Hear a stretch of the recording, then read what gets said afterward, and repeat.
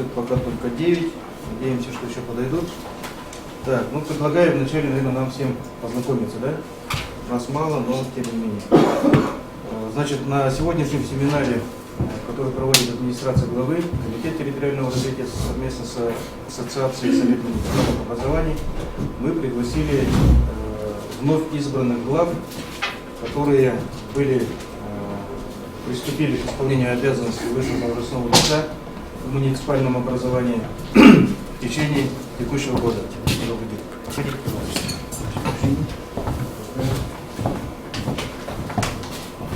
Так, и у нас сегодня присутствуют главы как районов, так и городских и сельских поселений. Алькеев Иван Александрович, глава Тункинского района. Балуев Алексей Леонидович, глава муниципального образования Баргузинский район, избран в сентябре текущего года. Ачиров Виктор Цедандаджевич, глава муниципального образования Иволгинский район. Линчинов Анатолий Ильич, исполняющий обязанности первого заместителя руководителя администрации Акинского района. Значит, у них тоже произошли выборы в сентябре, и избран главой Мадасов Матвей Валентинович. Киргизов Александр Иннокентьевич, глава муниципального образования Буйский район, самый северный наш район. Так, главы поселений: Левин Василий Тихонович, глава городского поселения Каменское Кабанского района. Николаева Любовь Сафроновна, глава поселения Кабанское Кабанского района, то есть райцентр. Степанов Роман Александрович, посольское сельское поселение Кабанского района. Будаев Алексей Батусухевич, глава Усть-Киранского, Яхтинский район. Так, Буентуев Батыжа Борисович, вы у нас в команде Волгинского района, да? Заместитель? Нет, сейчас вновь избрали. Районный центр и Волгинский. Волгинский. Ага. Спасибо. Спасибо. Так, и подошли у нас, пожалуйста. Хоринский район. Как? Хоринский район. Соболев Игорь Константинович, глава поселения Кульское, да, Хоринского района. Да. И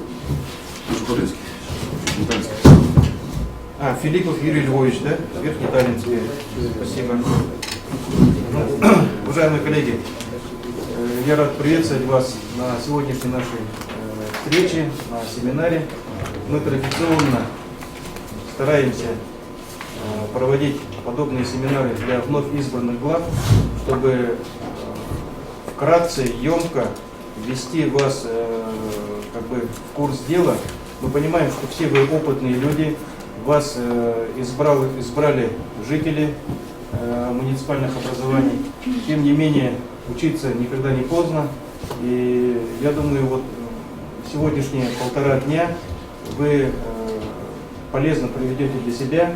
И мы постарались с вами для вас организовать программу сегодняшних семинаров такой практической ориентации. Исходя из программы, вы заметили, что у нас там будут и разговоры и с Министерством финансов, с Министерством экономики, и контрактную систему закупок мы заденем, и вопросы безопасности, и развития территориального общественного самоуправления.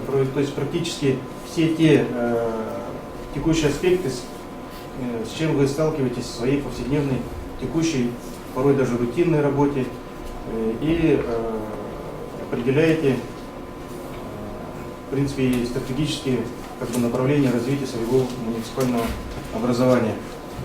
Станислав Ривамирович, он сейчас находится на совещании у главы республики перед сессией. Также сегодня должен принять участие Сокольников Алексей Анатольевич, глава Кабанского района. У него тоже выступление с законопроектом на сессии Народного хурала. Он обещал попозже быть.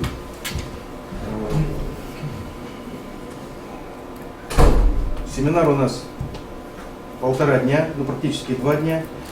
По итогам проведенного семинара в декабре месяце будут вам соответственно вручены соответствующие документы о прохождении курса повышения квалификации. Но для правильного оформления этих документов и по требованиям высшего образования надо будет представить сегодня организаторам КГУ копию паспорта и копию диплома с приложением. Это вот такие последние требования, да, Евгений Ильич? Значит, начиная с текущего года мы активно сотрудничаем с Бурятским государственным университетом. Они у нас выиграли конкурс в этом году. И вот на базе нашего родного университета мы проводим свои семинарские занятия. Многие знают, мы уже провели семинар с управделами с выездом в Кабанский район, провели двухдневный семинар с юристами администрации районов и городских округов.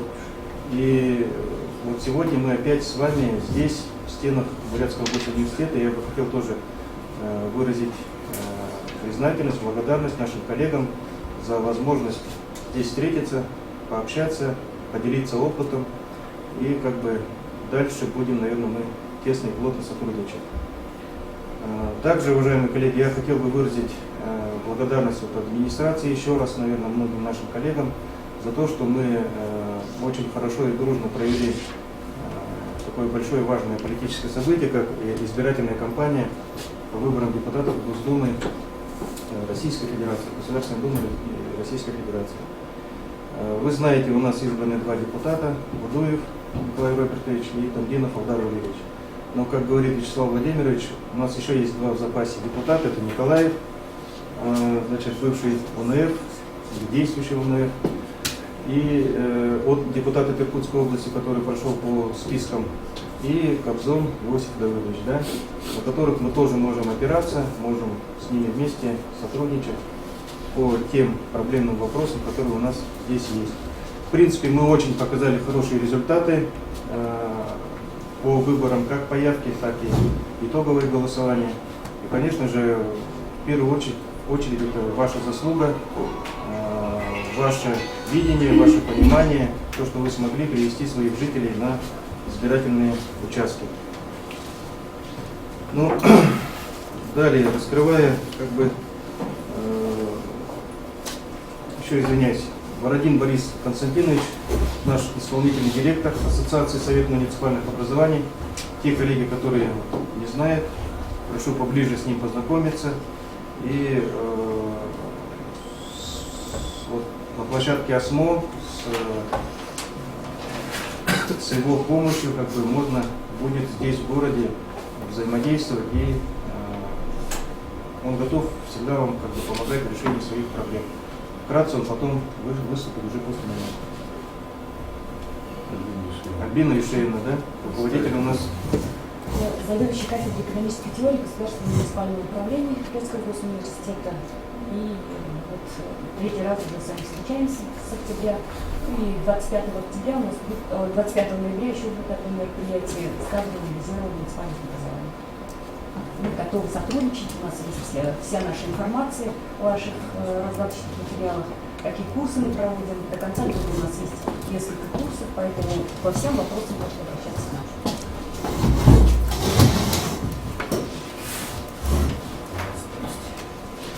Так, ну, вкратце, уважаемые коллеги, я хотел бы рассказать о новшествах, которые были приняты в нашем республиканском законодательстве на сессиях Народного Хурала.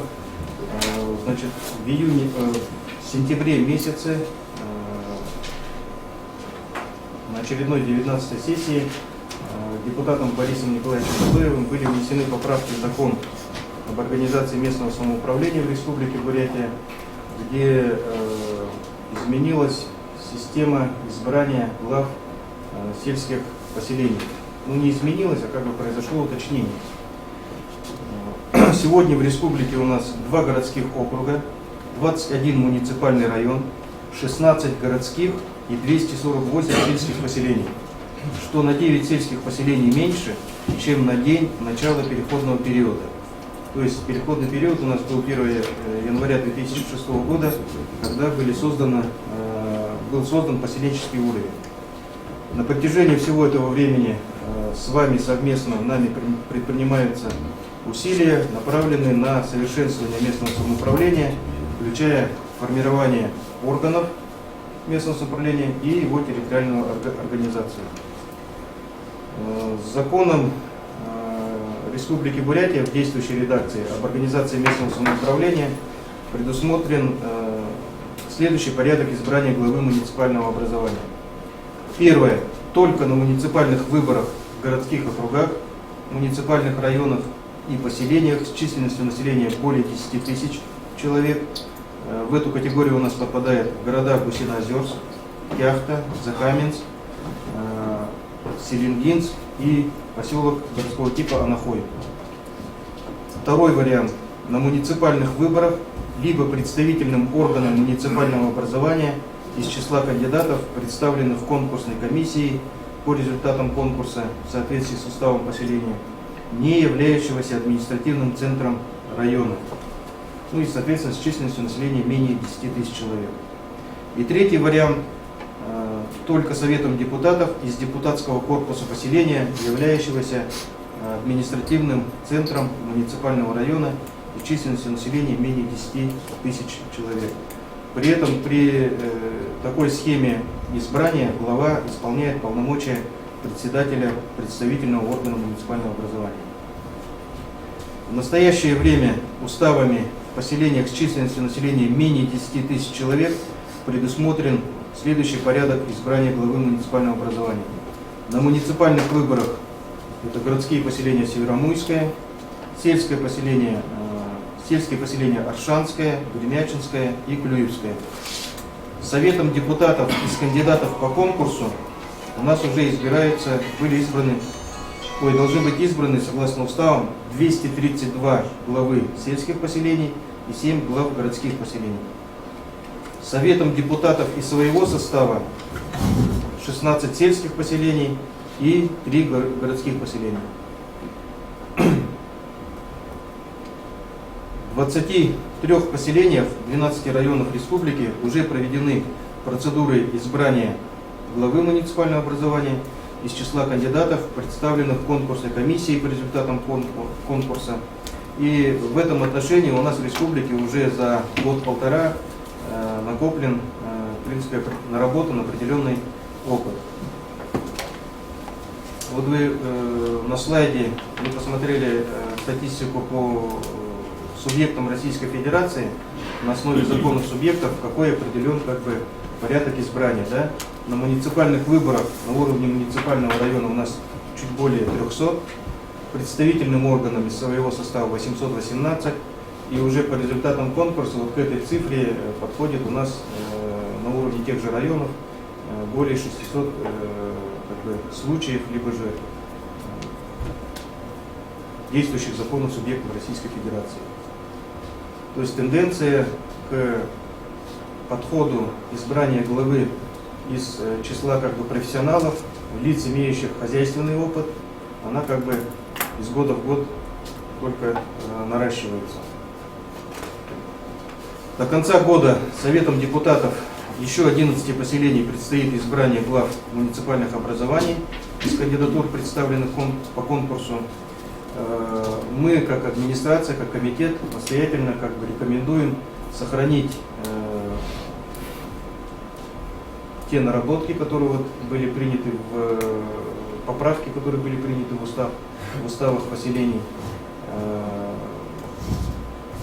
Помимо того, что в сложных экономических условиях у нас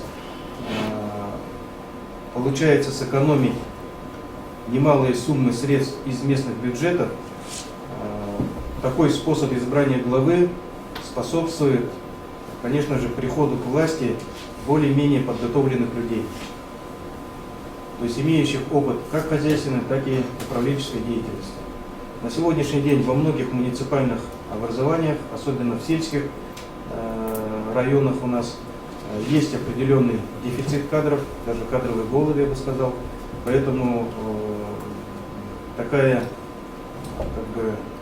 система избрания глав, она порой приносит свои плоды. Кроме того, мы сталкиваемся в текущей деятельности с такой проблемой, что у нас порой не хватает даже кандидатов на муниципальных выборах для того, чтобы провести альтернативные выборы.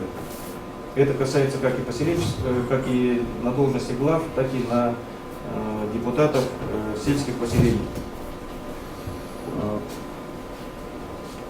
Кроме того, в прошлом году, многие, может быть, из вас слышали, в администрации, вообще в Заиграевском районе у нас произошла такая как бы смена управления районным центром поселком Заиграево, когда администрация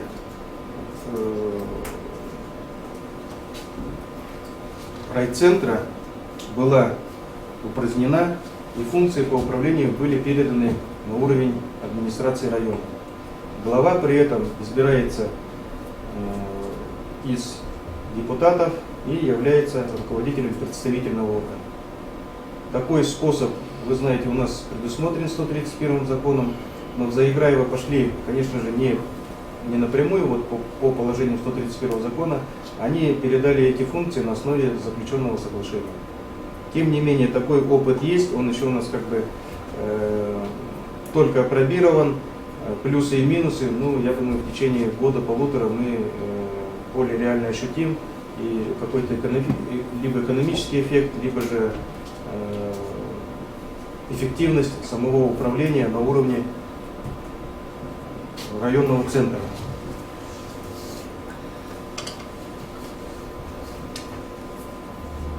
Далее, уважаемые коллеги, я хотел бы остановиться на такой поправке в наш закон об организации местного самоуправления,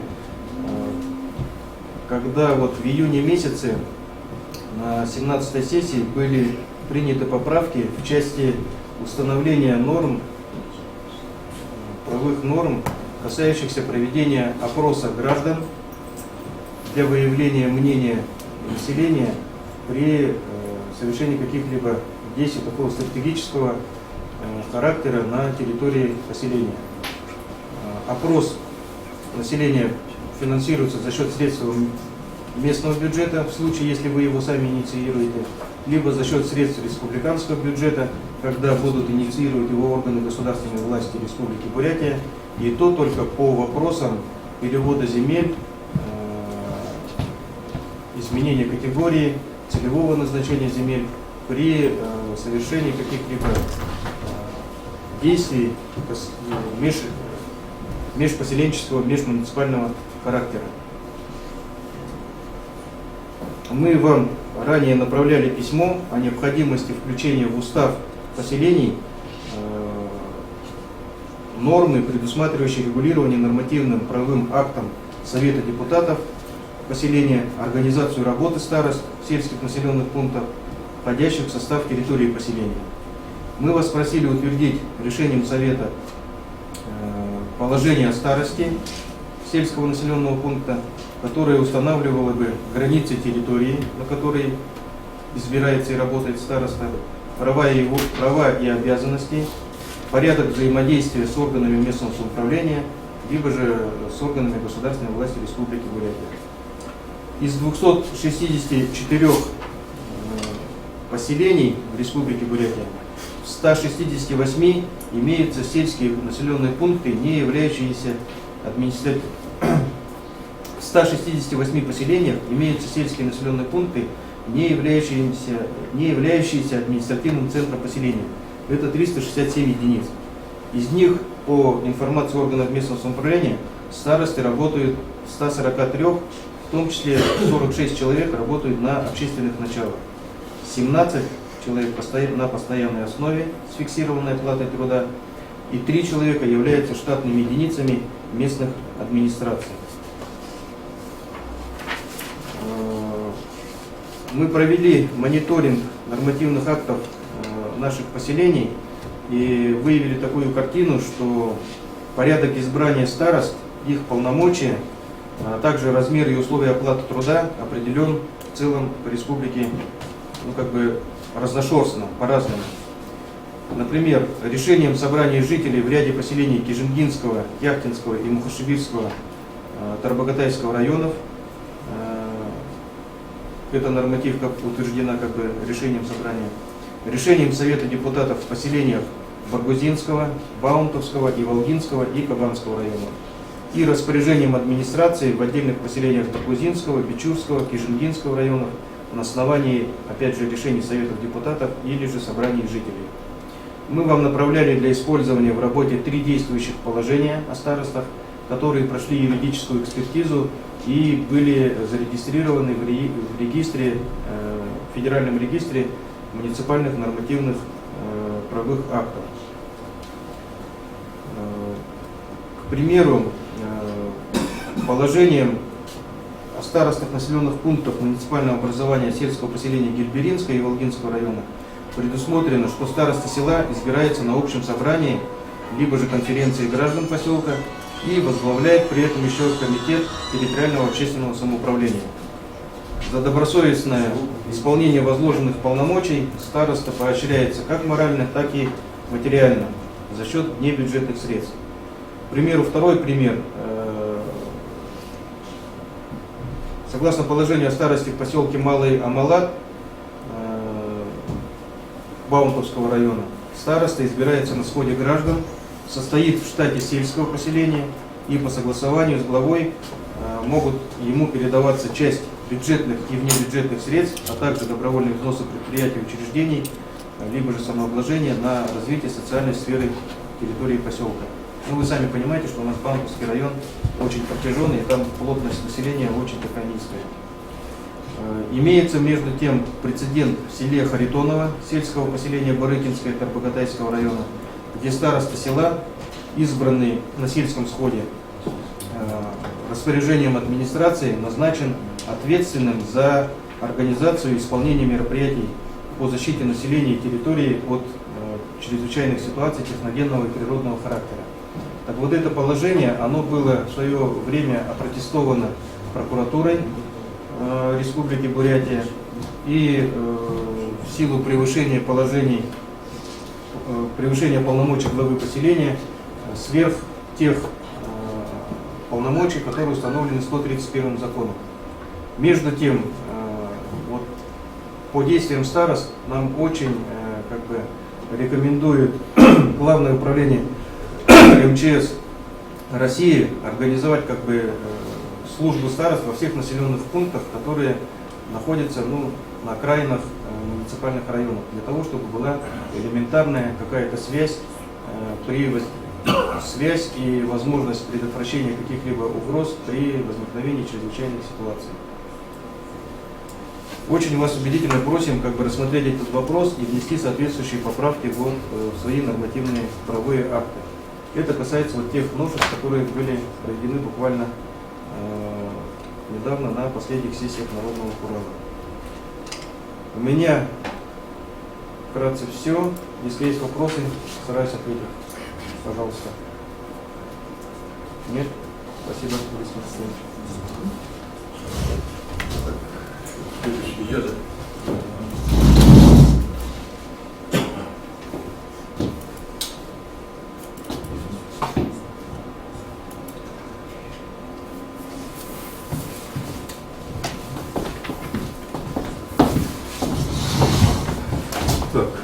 Еще раз представлюсь. Бородин Борис Константинович, исполнительный директор Ассоциации муниципальных образований Республики Бурятия. В целом, по жизни у меня получилось так, что вся работа связана с муниципальным образованием. Работал в свое время главой Курумканского района в комитете территориального развития, раньше даже назывался комитет государственной службы и по работе с местным самоуправлением. Поэтому, в принципе, кухни местного управления представляем. Проходили это все, как говорят, на своей шкуре. И сегодня в новом качестве, уже как год, исполнительный директор Ассоциации муниципальных образований. Прежде всего хочу сказать, что такой орган в рамках закона о некоммерческой организации создан он в соответствии с 31 федеральным законом об общих принципах организации местного самоуправления. Обратил бы вас внимание, это статья 8, межмуниципальное сотрудничество. То есть это не просто придумка чья-то, это законодательно, так сказать, оговоренное наше формирование вместе с вами. Значит, в состав советов входят все органы местного управления, все наши муниципальные образования, которые перечислили, в количестве 287 муниципальных образований. Значит, единственное, по практике так сложилось, что именно в правление входят главы муниципальных районов городских округов и председатели совета глав городских и сельских поселений, 46 человек. Значит, вот, поэтому, значит, такой оперативный, так сказать, вот, совет. Значит, в рамках текущих всех вопросов на уровне главы Республики Бурятия, значит, работает совет глав районов городских округов, который собирается не реже практически одного раза в 2 месяца, так в принципе получается, значит, где решается основной вопрос. Значит, что касается, значит, вот, на уровне России мы объединены в Конгресс, Общероссийский конгресс муниципальных образований, значит, где председателем является Кедяев Виктор Борисович, он же представитель комитета вот, Государственной Думы по вопросам местного самоуправления. Значит, и практически вот у нас установлена вот, за этот год серьезная тесная связь с Конгрессом. Значит, мы информируем по тем актуальным проблемам, как их запросы есть, так и мы направляем те вот узкие сложные вопросы, как в законодательном отношении, так и вопросы финансирования, значит, вопросы штрафных санкций, значит, которые применяются контрольными органами к главам всех уровней. Вот эту информацию мы оперативно им представляем. Пока, конечно, ответа мы не получили, но вот есть, мы в конце, наверное, моего выступления посмотрим наш сайт, который мы создали как раз и практически наше конкретное такое направление дела, которое будет полезно для всех и вас, и муниципальных служащих, для всех, значит, жителей нашей республики. Там вся информация есть. Я считаю, что это такой хороший конкретный шаг и ответ на вопрос, а чем же занимается наш Совет муниципальных образований. Вот мы начали вот с такого конкретного шага. И сейчас вот наш специалист ассоциации Чемеринская Татьяна Вениаминовна, тоже запишите. И наш телефон 21 54 22, наш кабинет номер 230. Мы находимся в администрации главы и правительства Республики Бурятия. Имеем рабочее место и компьютер с выходом в интернет. Значит, вы можете всегда заезжать, приходить в рамках своих командировок и работать в нашем кабинете, выполнять те функции, которые у вас возложены. Значит, вот такая примерно структура нашего и общероссийского движения. Есть еще ВСМС, которые тоже как бы по линиям общественных организаций вот, ну, выполняют практически те же функции, немножко политического характера, наверное, вот, объединения. Есть еще различные объединения, как я дважды участвовал с участием нашего президента страны Путина Владимира Владимировича на совещании глав сельских поселений. Общероссийское совещание дважды проходили, значит, вот, в Мордовии. Это было достаточно интересно. И тоже там идет прямой разговор о проблемах местного самоуправления на уровне президента. И все это, конечно, доводится до сведения. Одним из важных факторов, которые вот мы при работе начали, и, конечно, это при поддержке глав, председатель совета у нас Похарев Игорь Валерьевич, зампред совета у нас Юрий Трепилович, глава Хоринского района. Значит, мы начали с проблем финансирования. Вы сами понимаете, это одна из главных проблем. Значит, и глава республики нас услышал, как говорится, вот, глав районов, глав городских кругов. И практически в конце года 2015 мы решали вопрос о выделении дополнительных средств свыше 700 миллионов для выравнивания бюджетной обеспеченности районов. И вот буквально сегодня состоится сессия Народного Урала, где также на уровне глав последней встречи 327 миллионов планируется выделить для выравнивания наших проблем, недостающих по вопросам финансирования. Поэтому голос нашего муниципального образования, конечно, глава республики слышит и оперативно откликает, несмотря на сложности бюджета, которые вам тоже известны. Значит, в рамках вот этого сайта, который я называл выше, значит, так, никогда мы можем, так сказать, параллельно включить. Значит, мы начали проводить вебинары. Вебинары — это тогда, когда докладчик, значит, ведет напрямую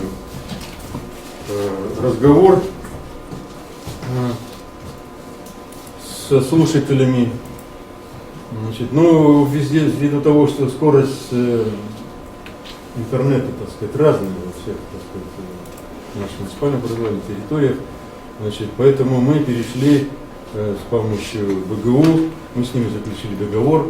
Вот кафедра Демишенко была представлена, значит, с апреля месяца, с марта месяца текущего года. Вот наша визитная, так сказать, карточка, наша вот эмблема, прошу обратить внимание, слева.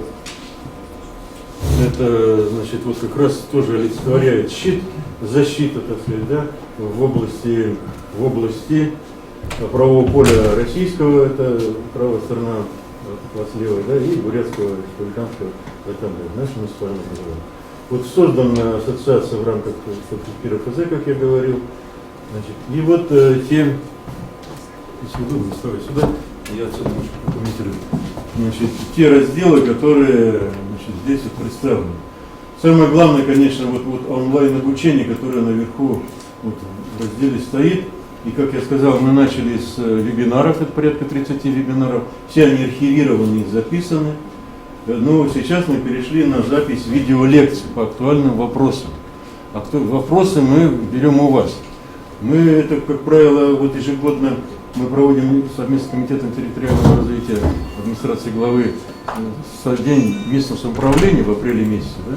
К этому дню мы вот формируем актуальные вопросы от органов местного самоуправления. Хотя это в текущем плане. Вот по нашей инициативе ассоциации мы провели семинар юристов муниципальных образований. Значит, это важное такое поле. И дальнейшее сотрудничество, я думаю, мы вот с районами, значит, найдем, потому что вот на примере тех же финансов нам активно вот помогали начальники управления Курумканского района, Северобайкальского района, Форинского района. Мы вот договорились даже о создании совместных групп, так сказать, вот онлайн, значит, групп юристы, управделами, которые как могут по горизонтали, так сказать, общаться. Поэтому вот здесь все актуальные вопросы уже заархивированы. Молодые люди пришли, специалисты, вы как молодые, вот, начинающие главы, начинайте, смотрите в домашних, в любых условиях, можете заходить и просматривать все темы лекции. Если какие-то вопросы возникают, там есть контактный телефон в каждом этом разделе, вы можете продолжить разговор со специалистом всех органов. Притом здесь у нас откликаются как органы, федеральные органы, территориальные, так органы республики и другие. Вообще все, что какие вопросы интересуют, все откликаются. И вот запись благодаря БГУ мы это дело проводим. Я думаю, что это достаточно интересная форма. Кстати, я должен отметить, что Сибирский федеральный округ у нас уже заметил такое, так сказать, практику онлайн-обучения университета местного управления. Самое еще интересное здесь есть, это вот полезные ссылки. Пожалуйста, вот не выходя из нашего сайта, вы можете зайти на сайты госорганов как федеральных, республиканских, значит, и прямо вот есть проблемы посмотреть, допустим, какое введение законодательства и так далее, и текущие все новостные дела, я это время. Значит, поэтому это очень удобно, в отличие, значит, вот искать где-то что-то, все собрано здесь. Мы в будущем планируем на разделе по совете делать ссылки на каждый район, на каждое поселение. Потому что, не знаю, работает по Нижнему. Вообще он у нас набор идет osmo.rf, наш сайт, тоже запишите osmo.rf. Раздатки вам там показали. Это для того, чтобы, ну, будем на российской платформе он уже собран, вот этот сайт. Это современный такой подход. За группой вот Татьяны стоят ребята-специалисты. Все это на общественных началах. Вот, поэтому мы говорим, когда вот наша БГУ тоже пока вот за спасибо работает. Поэтому про взносы, которые я вот говорил, я хочу поблагодарить всех глав районов, значит, о том, что практически все долги погашены, кроме города Улан-Удэ. Здесь проблемы немножечко больше. Конечно, надо помочь сначала городу Улан-Удэ. Вы знаете, в паблике идет разговор о том, что вот, бюджет города очень дефицитный и сложный. Значит, ну, может быть, вместе с Конгрессом муниципального образования России, может быть, этот вопрос также будет решен. А вы в плане финансирования, хочу вот обратиться к главам поселений. Значит, вы членские взносы не платите. Это решение определилось в 2016 году, в апреле месяце на собрании нашем. платит теперь только район и городские округа, но цена вопроса возникла повыше. Теперь 3 рубля будет платить район, а город также 1 рубль, как и платить. Поэтому, значит, мы рассчитываем вот те долги, которые у нас есть, и там акты сверок мы отправляли, по Кабанскому району сейчас поселение есть, то там небольшая сумма, в общем, в пределах 30 тысяч рублей, я думаю, это не проблема. Вот еще очень важный момент, это полезный опыт, лучшая практика муниципального образования. Это уже мы обращаемся к вам. Если вы хороший опыт наработали в каких-то направлениях, пожалуйста, ставьте на портал наш, и мы вас будем пропагандировать. Сейчас и запись идет на весь мир, да, на всю Россию, как говорится, наши семинары. И наш сайт также может смотреть любой, кто угодно, заходить и интересоваться. Поэтому, значит, лучшая практика Республики Бурятия, местного управления, она должна быть отражена. И это, собственно говоря, и на ваших сайтах вот, муниципального образования должно это все стоять. Хотелось бы. Но для этого нужно, видимо, людей помоложе, людей с, так сказать, журналистского, интернет-образования, чтобы человек владел свободно, быстро все оформлял в текстовом виде и выставлял вот эти на сайт. И мне кажется, это просто время уже такое настало, что от документа оборота бумажного сейчас практически молодежь сидит где? В интернете. Но она должна сидеть в полезных, так сказать, разделах, как лучше организовать жизнь в местном самоуправлении. Ну, примерно вот так. Если есть вопросы, пожалуйста. Ну, в целом, я думаю, что Совет муниципальных образований Республики Бурятия нашел свою форму, так сказать, работы. Мы ее будем расширять, оформлять вместе с вами. Значит, но готовы реагировать на все актуальные вопросы. Почему? Потому что вот, ну и комитет рядом с нами. Без комитета, конечно, мы не могли бы это все поднять. В части того, что запись на вебинары органы власти реагируют без отказа. Они наоборот даже считают, что им надо тоже популяризацию. Сами даже инициируют, что мы хотим на сайте Да. Уже звонят, хотим вот на сайте поставить нашу информацию и так далее. Поэтому все это к лучшему идет. Если есть вопросы, пожалуйста. Если нет, будем дальше идти. Пожалуйста, вопросы. Может быть, коллеги знаете, не знают, вот, по уровню района, как бы, ваши специалисты заходят на сайт, что-то полезное находят или нет? Общаетесь, не общаетесь? Значит, вот я сейчас буквально вот на сегодняшний день видеозаписи, значит, посмотрел, вас свыше 47 тысяч человек. Можете себе это представить? Значит, особенно, значит, наиболее популярной темой являются типичные ошибки при представлении сведений о доходах, расходах и имуществе.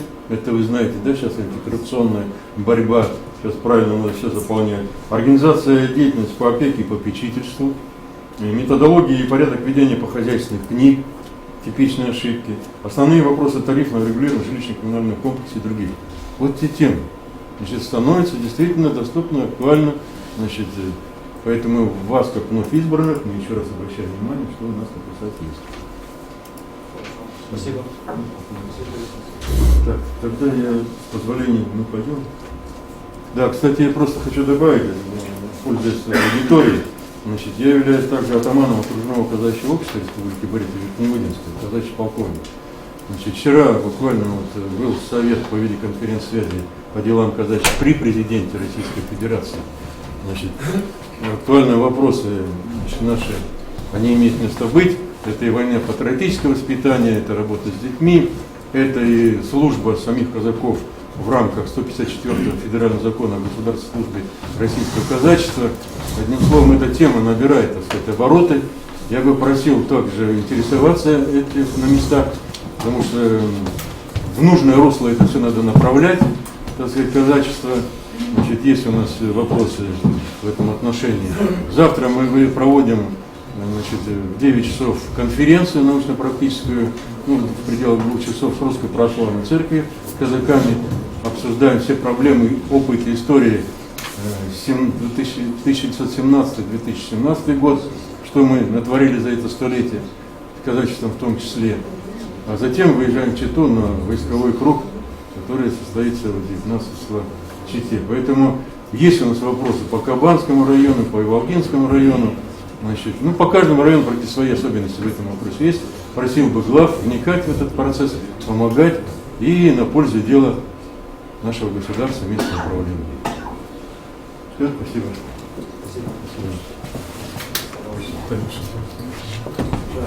Далее в программе у нас проектирование стратегии 2030 на муниципальном уровне. Станов Николай Иванович, научный руководитель Института экономики и управления Брянского госуниверситета, доктор экономических наук, профессор. Пожалуйста. Добрый день, уважаемые главы. Это вновь избранные, да? Ну, пожелание одно, чтобы вы состоялись, чтобы ваш район с вашим приходом получил прорывное развитие, а для этого нужны прежде всего знания.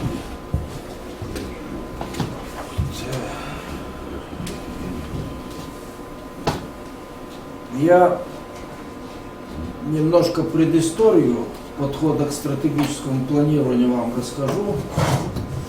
В 90-е годы, когда началась масштабная трансформация общественно-политического уклада и экономики, восторжествовала либерально-рыночная концепция, и его авторы говорили, что рынок, ее невидимая рука все отрегулирует, отношения субъектов, хозяйствующих и так далее, и так далее.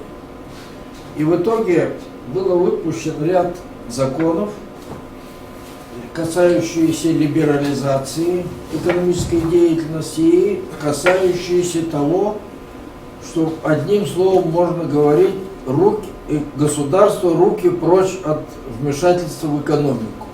Она сама в рыночных механизмах себя отрегулирует.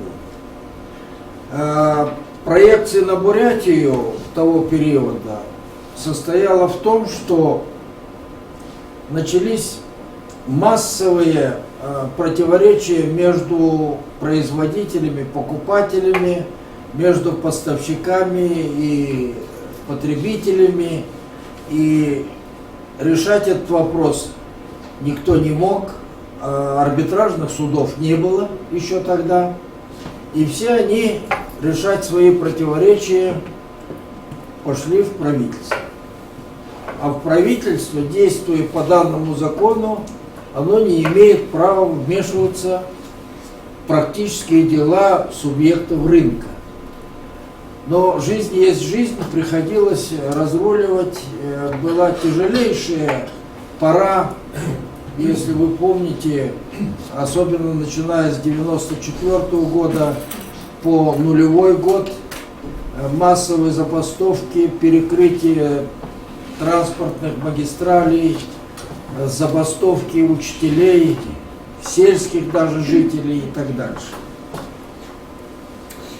И тогда, в середине 90-х годов, все-таки правительство Российской Федерации выпустило закон о государственном прогнозировании, программировании экономической деятельности.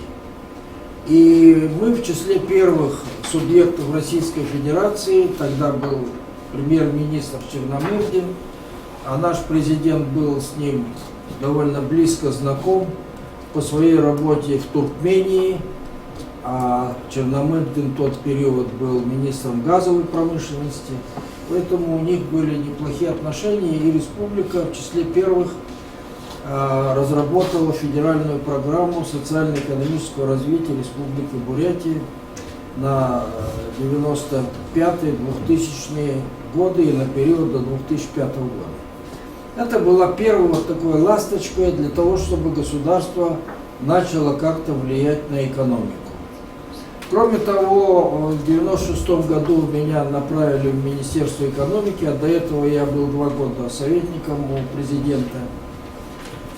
И мы первое, что начали делать, это практиковать внедрение индикативного планирования.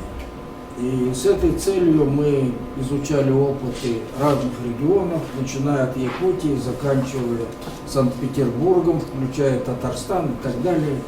Одним словом, систему государственного воздействия на экономические и социальные процессы мы тогда все-таки выстроили в 90-е годы. Потом был дефолт 98-го года, который только начавшиеся точки экономического роста, оно быстро смыло. И с 99-го года мы вновь с нуля практически начали оживлять экономику, и довольно быстро нам это удалось, и с 2000 года наша экономика начала постепенно идти в рост. Прошло время, и этот закон о государственном прогнозировании и программировании, он практически исчерпал себя. То есть он не давал нового импульса для дальнейшего роста. И научная общественность России, в том числе и регионов, начала настоятельно в публикациях, в аналитических записках правительства, представительные органы власти с просьбой о том, что нужно переходить на принципы и методологию стратегического управления. Стратегическое управление само по себе уже использовалось давным-давно в Соединенных Штатах Америки, в Германии, в Японии, в Южной Корее, в Сингапуре и так далее, и так далее, и так далее. И горизонт стратегического планирования у них в развитых странах распространяется на 50, а то и на 100 лет. То есть они заглядывают на весь век вперед, делают различные сценарии, свое место в мировом политическом, экономическом, социальном, экологическом и так далее плане рейтингуют, и это дает основу для работы в более коротких временных горизонтах, в перспективном планировании, в оперативном, тактическом и так дальше. Но наша стратегия российская, она первая, в основном, да, для субъектов федерации. Она имеет горизонт 14 лет, от 17 по 30 год. Конечно, это очень мало для стратегии, но первый опыт, я думаю, что это правильно. Взяли такой временной горизонт, чтобы набить, что называется, руки. Вышел закон, запишите, пожалуйста, закон Российской Федерации о стратегическом планировании 28 июня 2014 года за номером 272. Закон этот довольно толстый, вы в интернете его быстро найдете, и не очень простой для восприятия. Поэтому главы я бы вас очень просил очень внимательно с карандашом поработать над этим законом, потому что с первого чтения восприятие будет никакое. Со второго, с третьего, четвертого, пятого, 10-го чтения вы уже начнете впитывать сущностное содержание его положений. И это позволит вам, вообще говоря, выстраивать свою политику, во-первых, на срок своих полномочий, а во-вторых, рассмотреть за горизонт этого пятилетнего цикла. И хочу сказать, что для вас это имеет прямой смысл, даже потому, что сегодня в кадровом, в социальных лифтах, в административных лифтах действует только один институт. Это институт главрайона. Поэтому мы с хозяйствующих субъектов, конечно, правительство подбирает себе кадры, но тех кадров, которые были в советский период, скажем, с приборостроительного объединения, очень много специалистов переходило в правительство, в партийные органы, представительные органы, с авиационного завода, с локомотиво-вагоноремонтного, со строительных огромных комбинатов, то сегодня с этих ООшек и ИПшек очень сложно подбирать кадры. Поэтому Единственным таким базой и институтом для пополнения правительства и представительных органов власти является районный уровень. Поэтому вам тоже нужно расти, смотреть перспективы своего административного, карьерного роста. А для этого нужны знания. Других я мотивов, вообще говоря, не вижу. Итак, в чем смысл стратегического управления? Ну, в любом управлении, любыми объектами, начиная от конкретной маленькой организации, заканчивая страной, управление состоит из двух частей.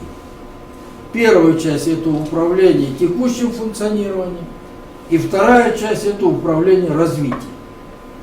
Те руководители, которые по уши погрязают в первом, у них срок, как говорится, полномочий очень бывает, как правило, короткий.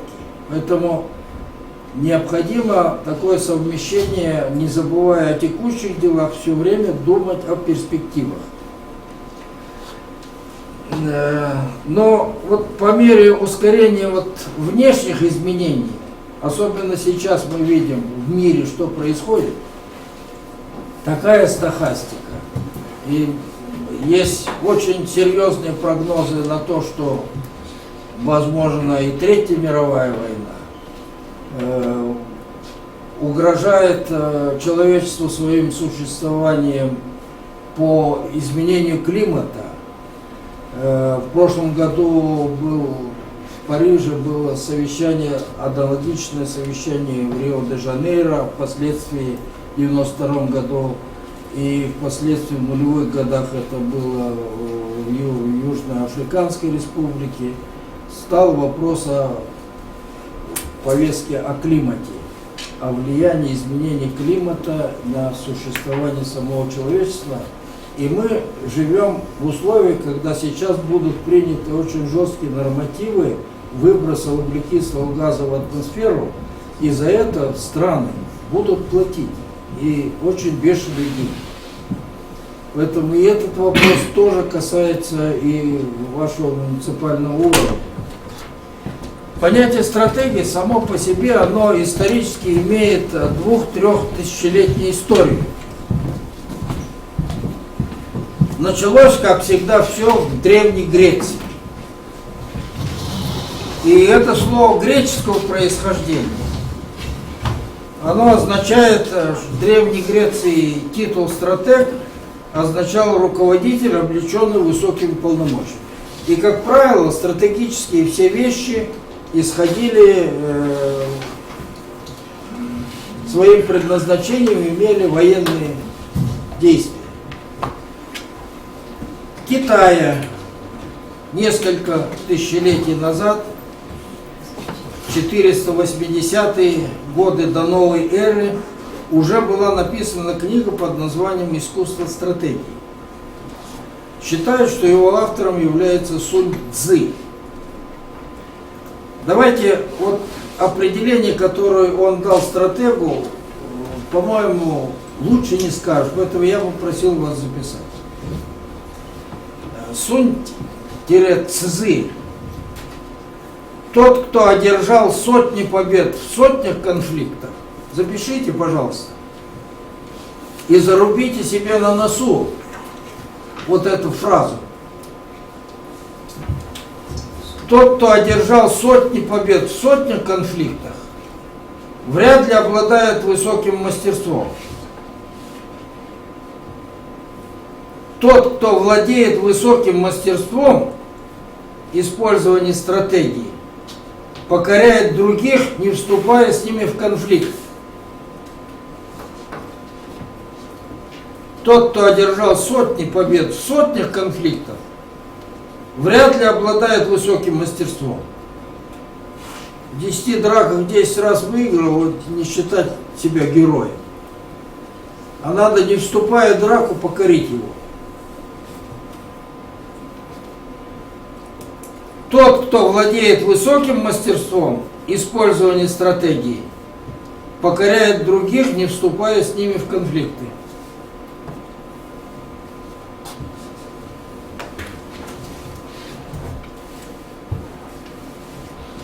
В 20 веке первенцем, пионером стратегического планирования и управления являются Соединенные Штаты Америки. И связано это с Делано Рузвельтом и Великой депрессией 30-х годов. И для того, чтобы оптимально управлять ограниченными ресурсами, начали американцы внедрять принципы стратегирования.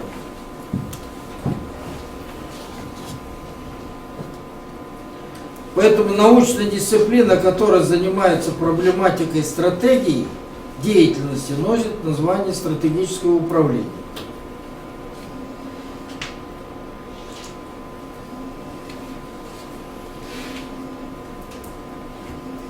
Стратегическое управление – это не только дисциплина конкретного управления, это дисциплина прежде всего и для всех отраслей экономики, это дисциплина для пространственной экономики, это дисциплина теории организации и менеджмента, это дисциплина для кибернетики, финансов и так далее. Далее. Давайте запишем определение стратегии. Да? Стратегия – это система представлений о желаемом будущем.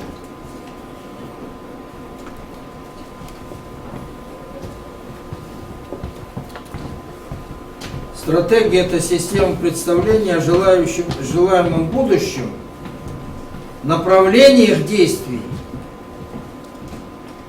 необходимых для достижения этого будущего. Стратегия – это система представлений о желаемом будущем, направлениях действий, необходимых для достижения этого будущего, инструментах, механизмах, ресурсах, которые дают возможность осуществить эти действия. Итак, еще раз. Стратегия – это система представления о желаемом будущем, направлениях действий, необходимых для его достижения, инструментах, механизмах и ресурсах, которые дают возможность осуществить эти действия.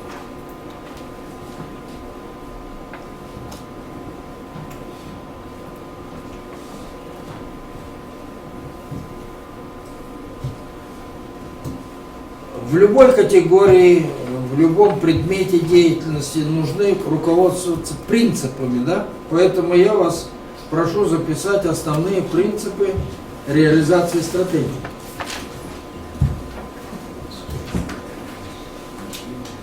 Первый основной принцип – это выход за пределы бытового мышления.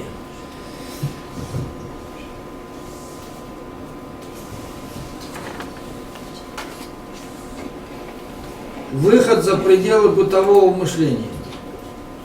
Умение видеть перспективу.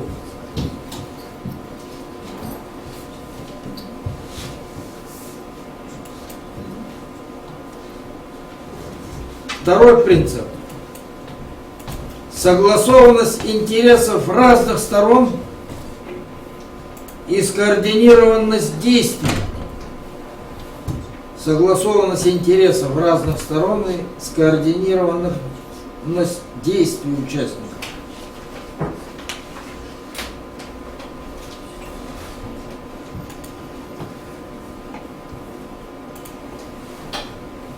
Третий принцип – это разграниченность полномочий, то есть разделение труда.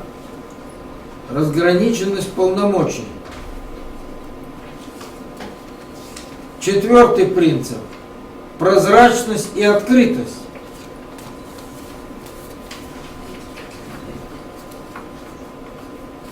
Пятый принцип – реалистичность.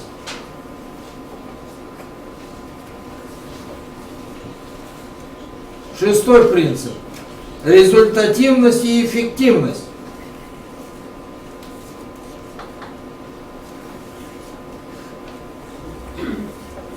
Вы всегда разделяете вот это понятие результативность и эффективность. Вроде кажется, это одно и то же. Это не одно и то же. Результат — это объемная масса или чего-то полученного результата какого-то, продукции, услуг и так далее. А эффективность — это максимальный эффект, полученный на единицу затраченных ресурсов. Поэтому это два немножко параллельных понятия. Восьмой принцип — это измеряемость целей и задач. Не просто там поэзию размечтался, как, скажем, Илья Обломов, а каждая цель и задача должны иметь экономическое измерение. Например, увеличить валовый внутренний продукт до, или увеличить валовое производство сельского хозяйства в районе до, и так далее. Далее, программно-целевой подход. 9-й принцип.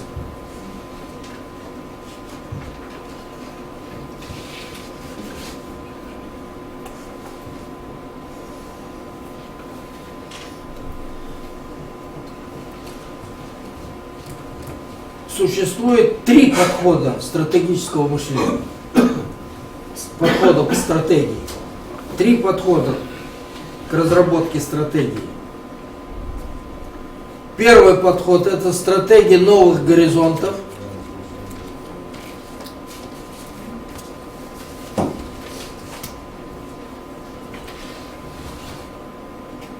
Стратегия новых горизонтов. Это умение мыслить далеко за пределами существующей повестки дня.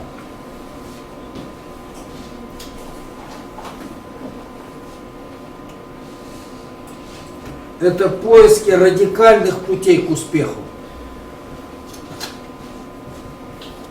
Второй подход — это стратегия улучшений. Она сама за себя говорит. Это совершенствование действующей системы с помощью разных модификаций, модернизаций, улучшений. И третий подход — это стратегия совмещения.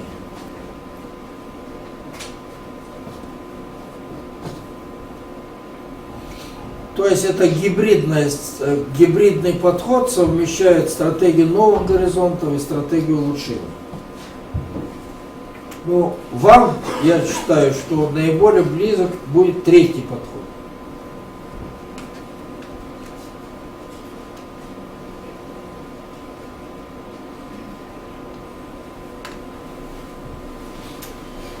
Неэффективную стратегию ожидают 4 судьбы. Запишите. Неэффективную стратегию ожидают 4 судьбы.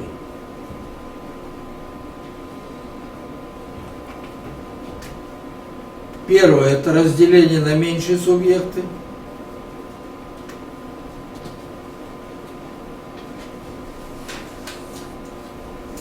Второе — это продажа доли собственности и привлечение на этой основе инвестиций.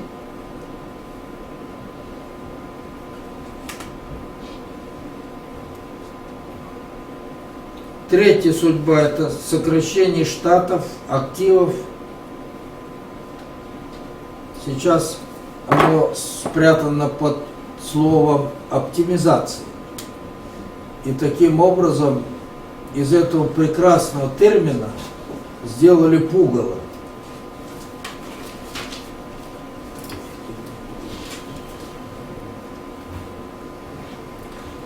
Ну и четвертое — это, конечно, прекращение существования путем поглощения, слияния, закрытия и так дальше.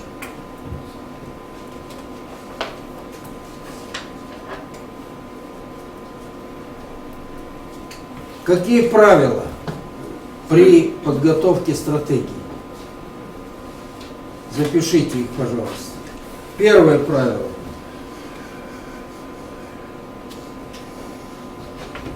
В стратегии нельзя полагаться только на здравый смысл.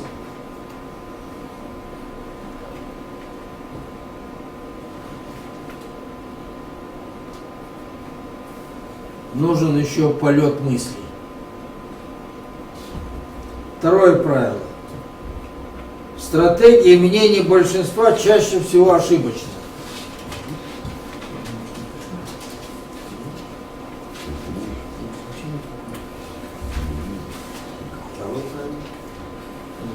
Мнение большинства чаще всего ошибочно.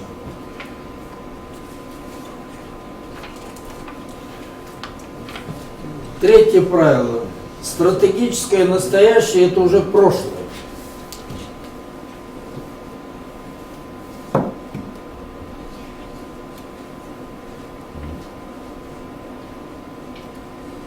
Четвертое правило – это использование опыта успешно реализованных стратегий.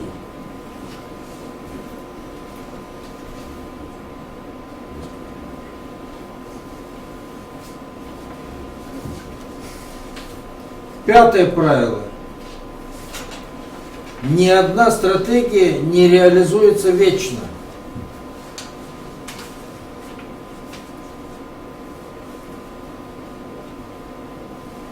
Шестое правило. Главный враг стратегического мышления – инерционное мышление.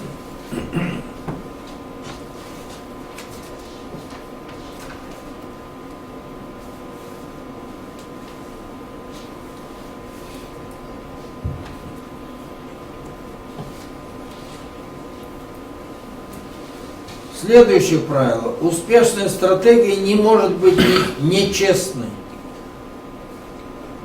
Успешная стратегия не может быть нечестной.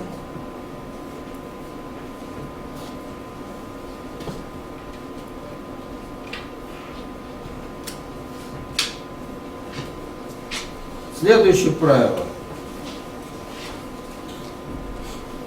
Стратегии призваны превращать хаос будущего в систему. Стратегии призваны превращать хаос будущего в систему и в успешный стратегический проект.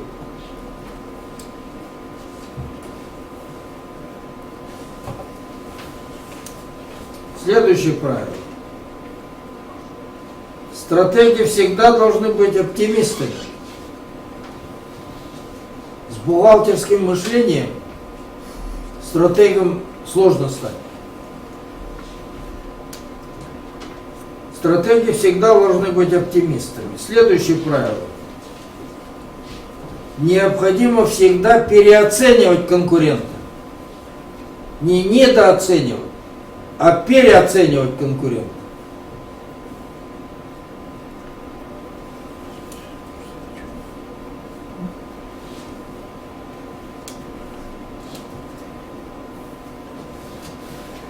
Следующее правило. Стратегии должны оптимизировать ограниченные ресурсы. А как? Стратегии должны оптимизировать ограниченные ресурсы. Ресурсы всегда ограничены, правда? А как оптимизировать? Используя фактор времени как главный. То есть растянуть во времени. И так далее, да? Далее.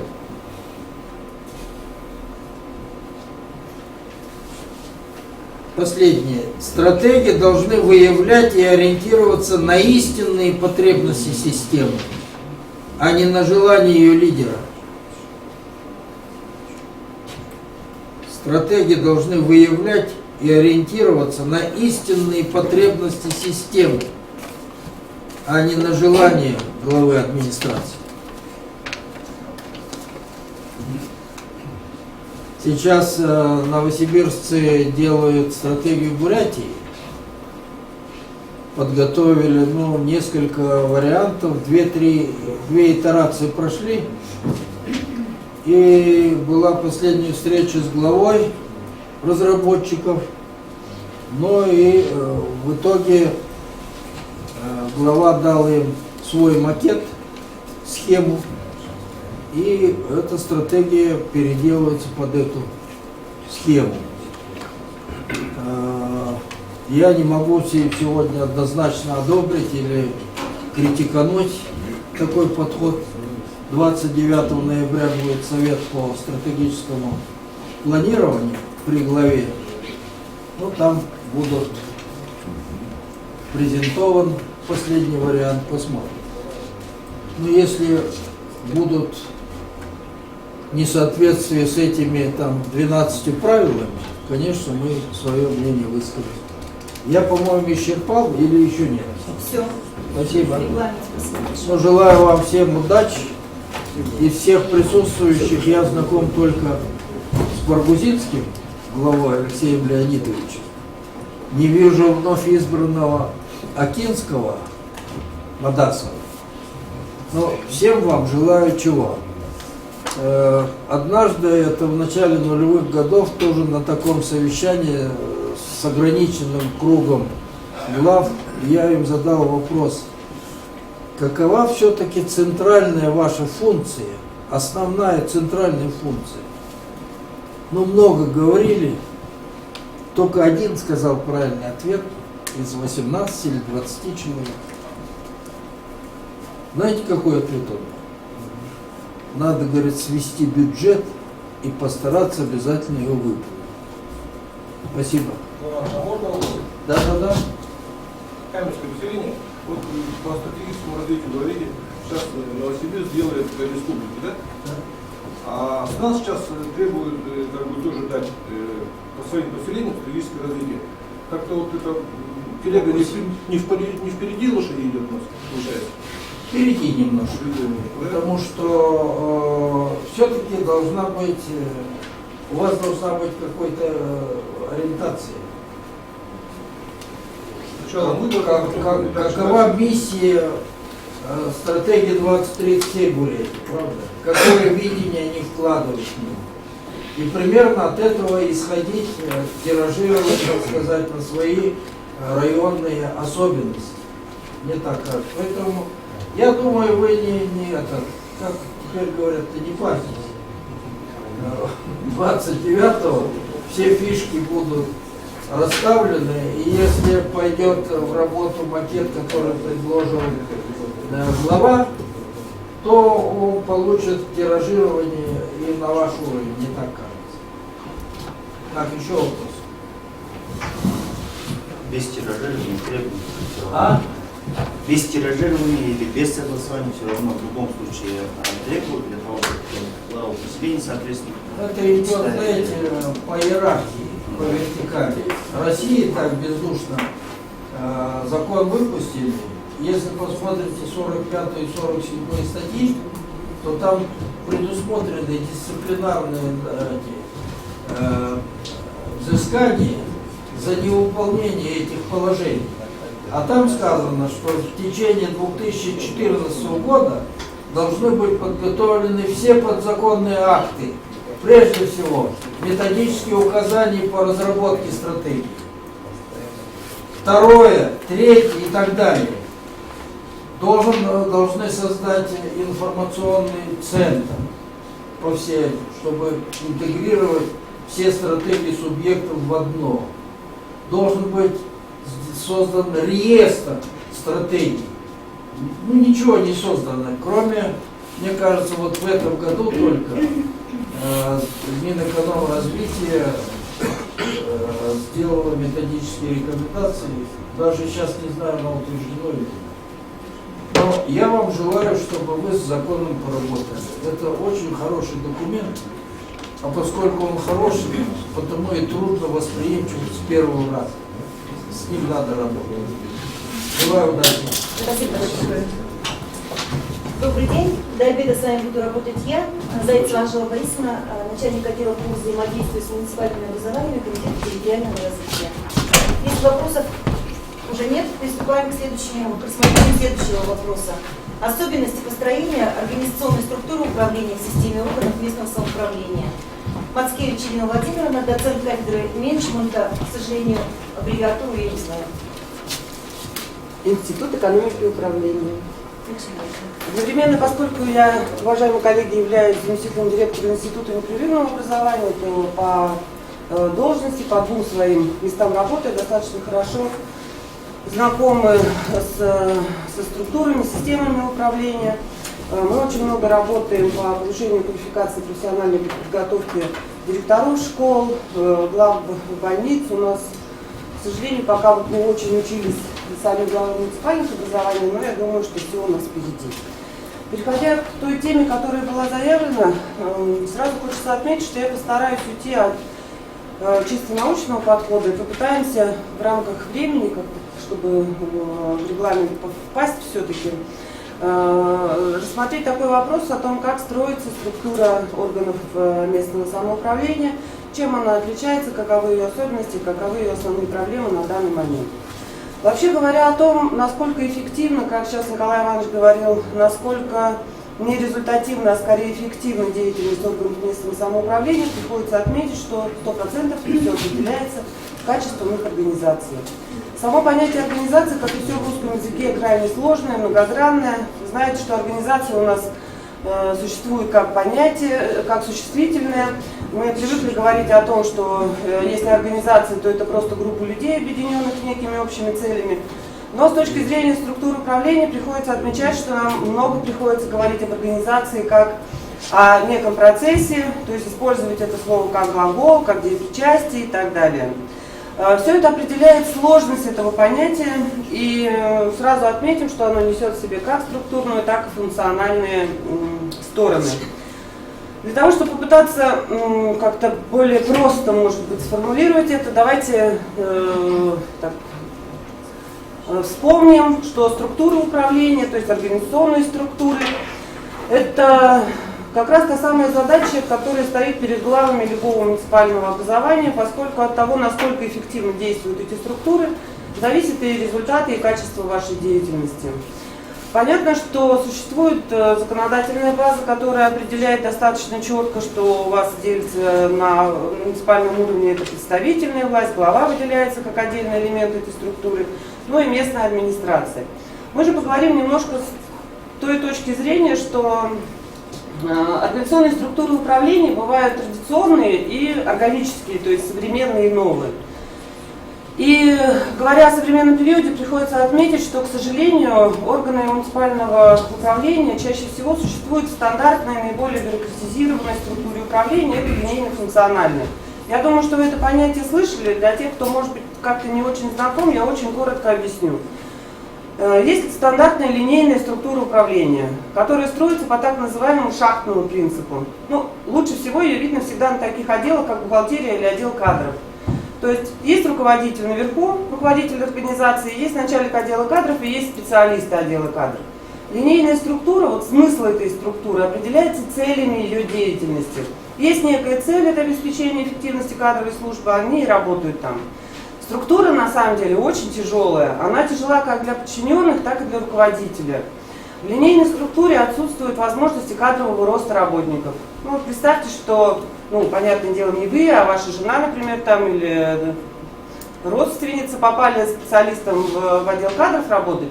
У этих людей практически сразу же закрыты все возможности карьерного роста. Линейная структура предполагает некую изолированность и подчиненность только одному человеку. Также работает бухгалтерия. Мы очень часто бухгалтеров вообще не видим, потому что работаем только с их начальником.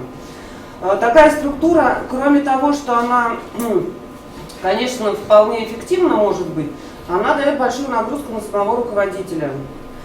Чем больше таких линейных отделов у вас в администрации, тем больше нагрузка ложится на самого главу.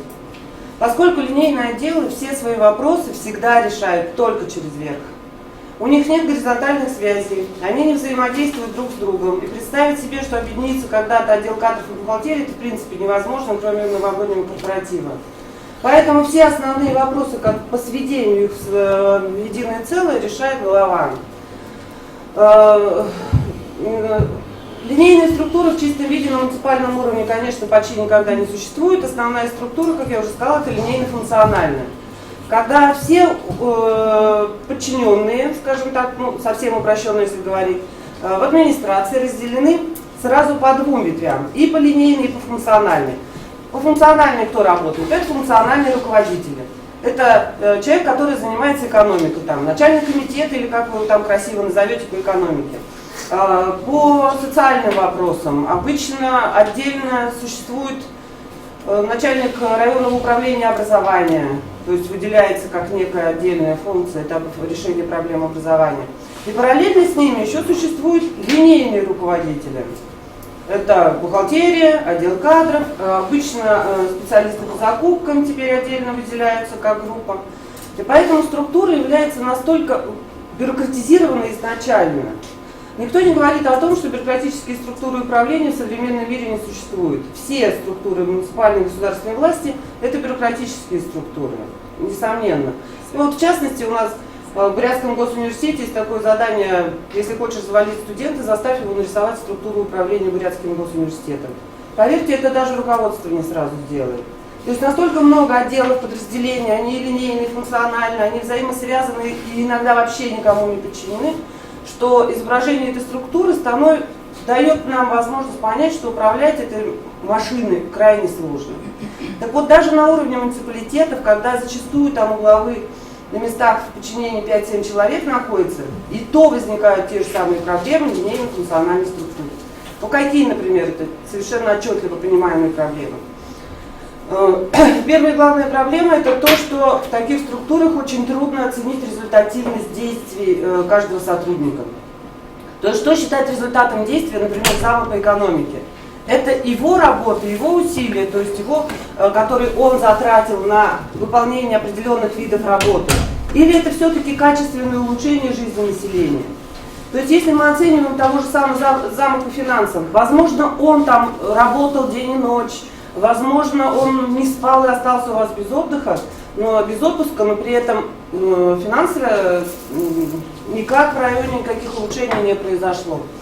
Вот, кроме того, существует такая совершенно тоже всем понятная проблема, как проблема отсутствия внутреннего взаимодействия между этими элементами. Все разделены, каждый решает четко свою поставленную перед ним задачу.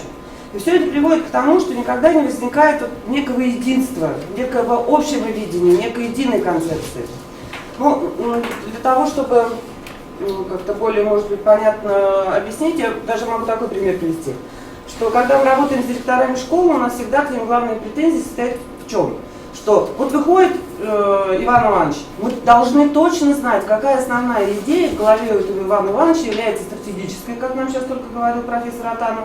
То есть в чем смысл он видит и миссию, и предназначение своей организации, к чему он ведет всех работников, а дальше внутри направление лягут по стандартным видам деятельности той же самой школы. Проблема муниципалитетов прежде всего всегда состоит в том же самом. Отсутствие вот этой самой идеи. Отсутствие той идеи, под которой все эти функциональные руководители могут объединиться. Ну, сейчас мы очень много в ЛОМД обсуждаем эту стратегию 2030. Ну, та же самая логика. То есть вы знаете, что все стратегии пишутся по некому шаблону. То есть демография, экономика, образование, здравоохранение и так далее. И получается так, что единственным интегрирующим фактором становится то, что мы называем миссией или смыслом существования вообще Республики Бурятия. И я понимаю, что у нас будет время высказать свои претензии, но, например, очень сильно напрягает, когда ты видишь миссию Республики Бурятия, основная строка – это достижение экологического лидерства в России. Но если мы будем ставить себе в качестве миссии Республики Бурятия, то есть смысл существования того, что для нас является самым важным, достижение экологического лидерства, тогда нам надо сделать точно так, как нам советует наш молодой депутат Госдумы Коля Будуев, отказаться от стиральных порошков, перестать там пить газировку, перейти на чистую воду, ну и так далее. То есть, когда мы ставим всей республикой перед собой такие цели, мы становимся немножко, мягко скажем, смешными в глазах соседей, которые ставят для себя в качестве миссии это обеспечение там высокого качества жизни, каких-то экономических показателей и так далее. Способы решения этой проблемы могут быть, конечно, разными, но в рамках ограниченного времени я бы хотела предложить, говоря опять же этой теме, которая была заявлена, структура управления МСУ. Единственный выход, который существует у нас сейчас, это соединение стандартной линейной функциональной структуры управления с тем, что в теории управления называется матричные, проектные, бригадные способы управления. Это органические структуры управления, и выглядит это следующим образом.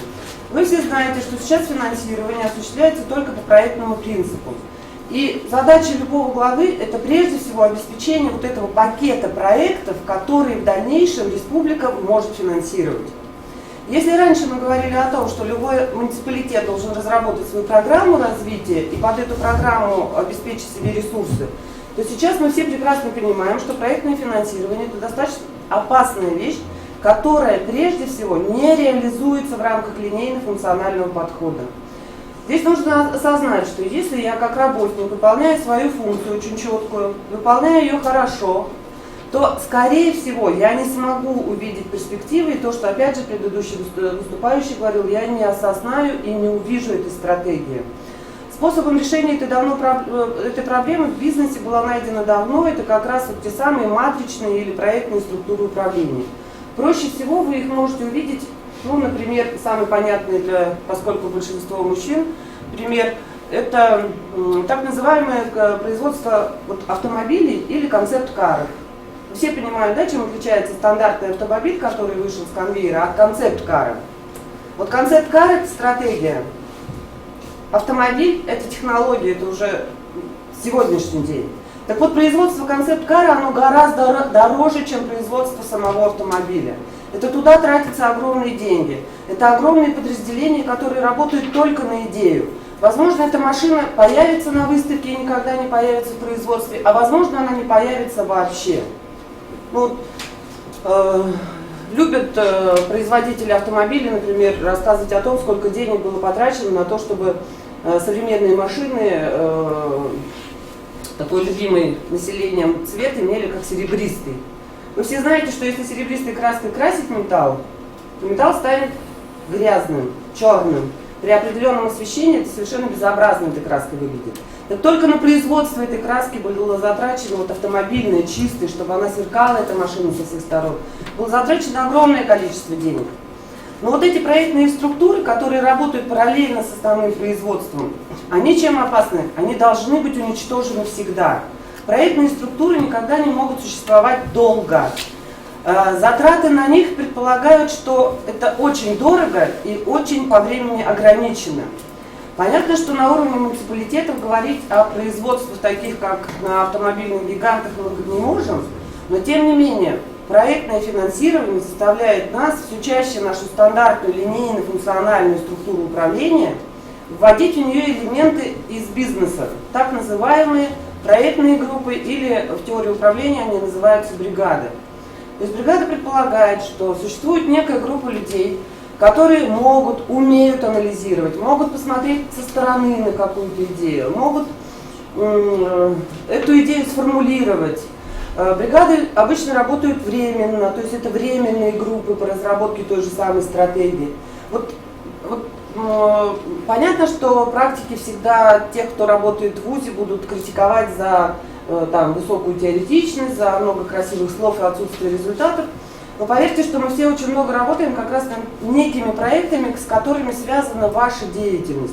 Но в частности, я, поскольку являюсь федеральным экспертом Министерства образования, мы постоянно заняты вот этой оценкой этих образовательных проектов. И побеждают, как ни странно, всегда только те, кто умеет проектировать, кто умеет быть смелым, кто умеет придумывать какие-то неожиданные вещи. Поскольку неожиданность, вот этот эффект неожиданности и новизна привлекают не только интерес, но и деньги. Ну, в качестве примера можно даже привести, например, Гусиноозерск. Цилингейский район всегда отличается тем, что выдает совершенно неожиданные идеи. То есть идеи, в которой даже сама формулировка, она звучит странно. Но в частности, вот в этом году, в августе, они, когда проводили педагоги свои совещания, они выдвинули идею педагогического форсайта. Сочетание слов, которые не говорит никому ничего вообще. Но тем не менее, как вы сами понимаете, вызывает интерес. А на самом деле это была стандартная идея общественного государственного управления, о которой мы долго говорим, зачастую безрезультатно. Поэтому изменение стандартной структуры требует от нас совершенно нового взгляда на разработку стратегии, на разработку проектов. Не может функциональный руководитель написать красивый проект. Проект будет функциональным. То есть мы опять перенесем в этот проект все виды своей деятельности и укажем те критерии, которые нам кажутся эффективными. Еще раз повторю то, с чего я начала. Эффективность работы участников вот этой структуры, элементов этой структуры, тех элементов, которые создают при взаимодействии систему, предполагается, она зачастую, система не создается как раз из-за того, что каждый видит только свою функцию и ее выполняет.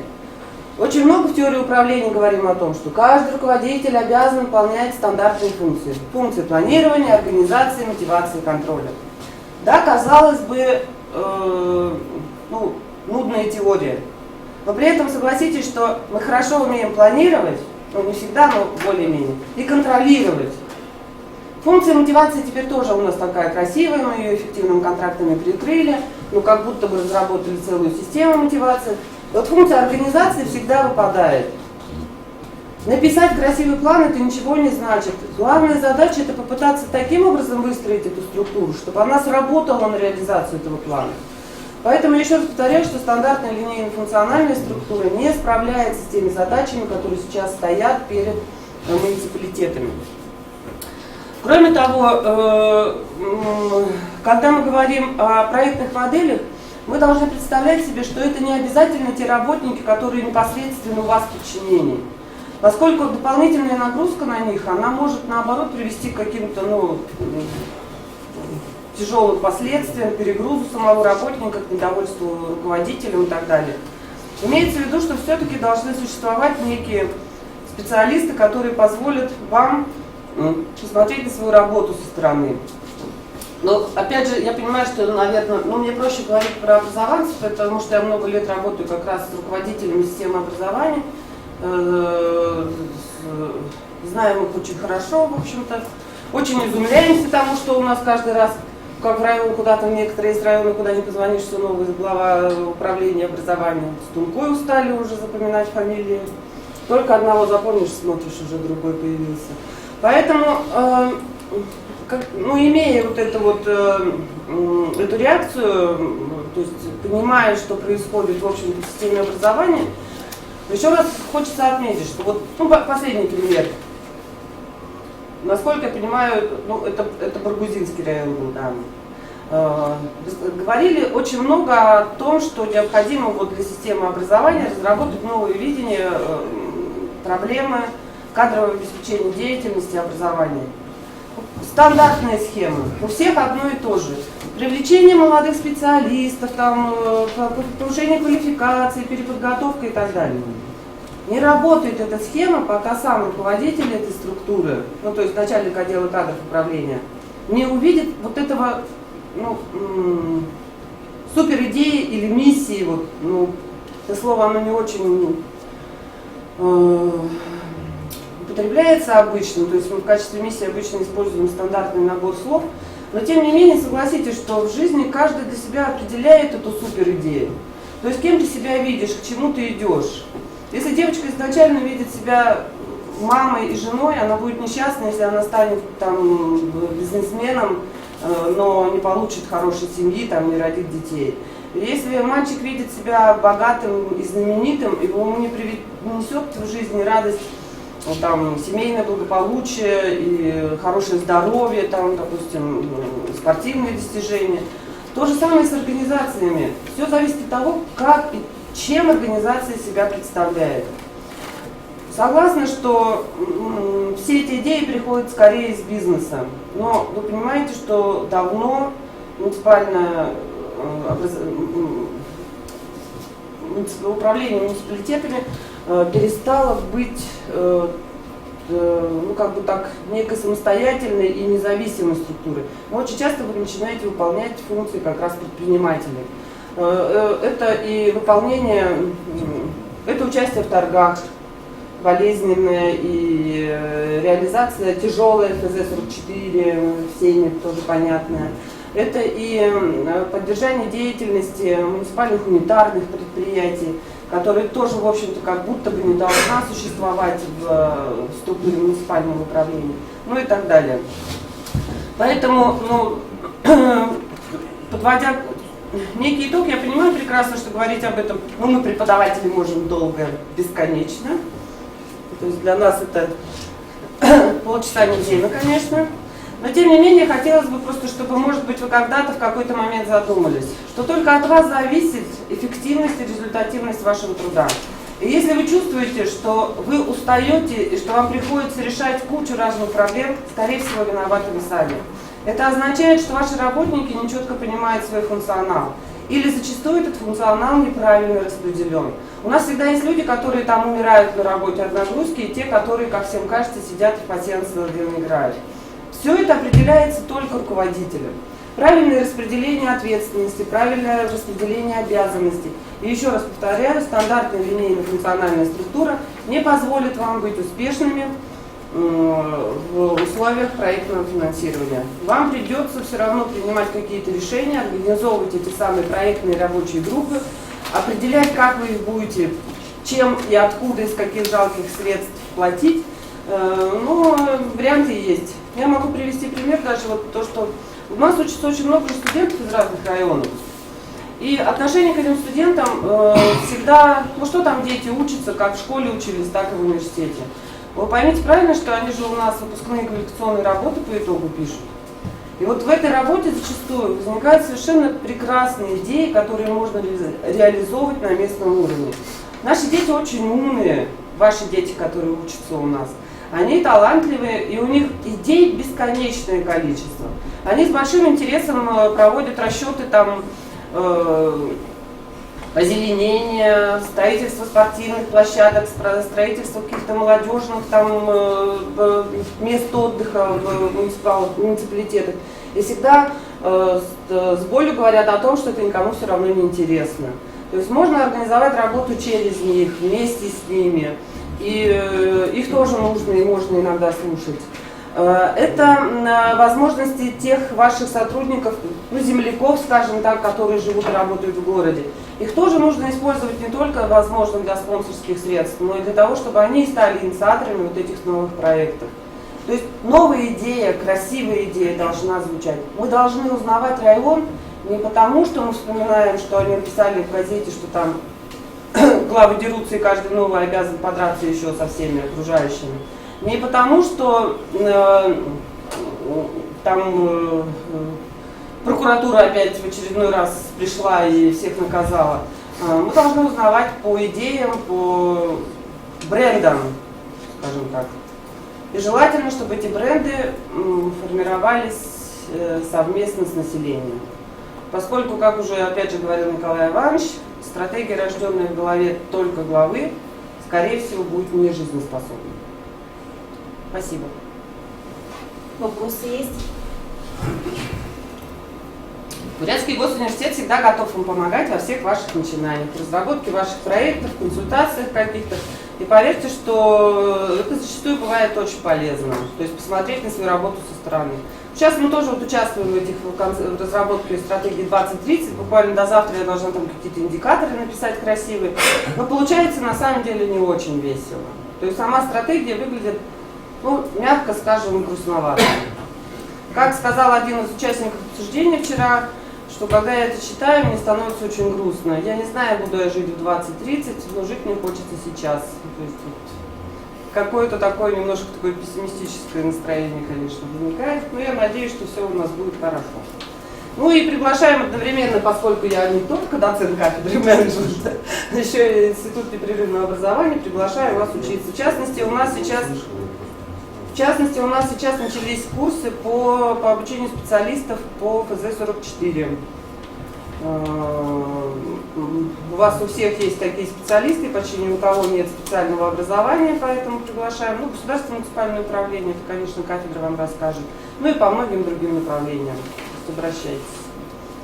Спасибо.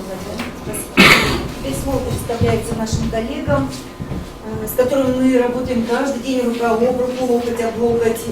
Очень много общих вопросов. Сейчас будет выступать начальник отдела муниципального развития Министерства экономического развития Яковлева Валентина Георгиевна с темой «Актуальные вопросы социально-экономического развития муниципального образования».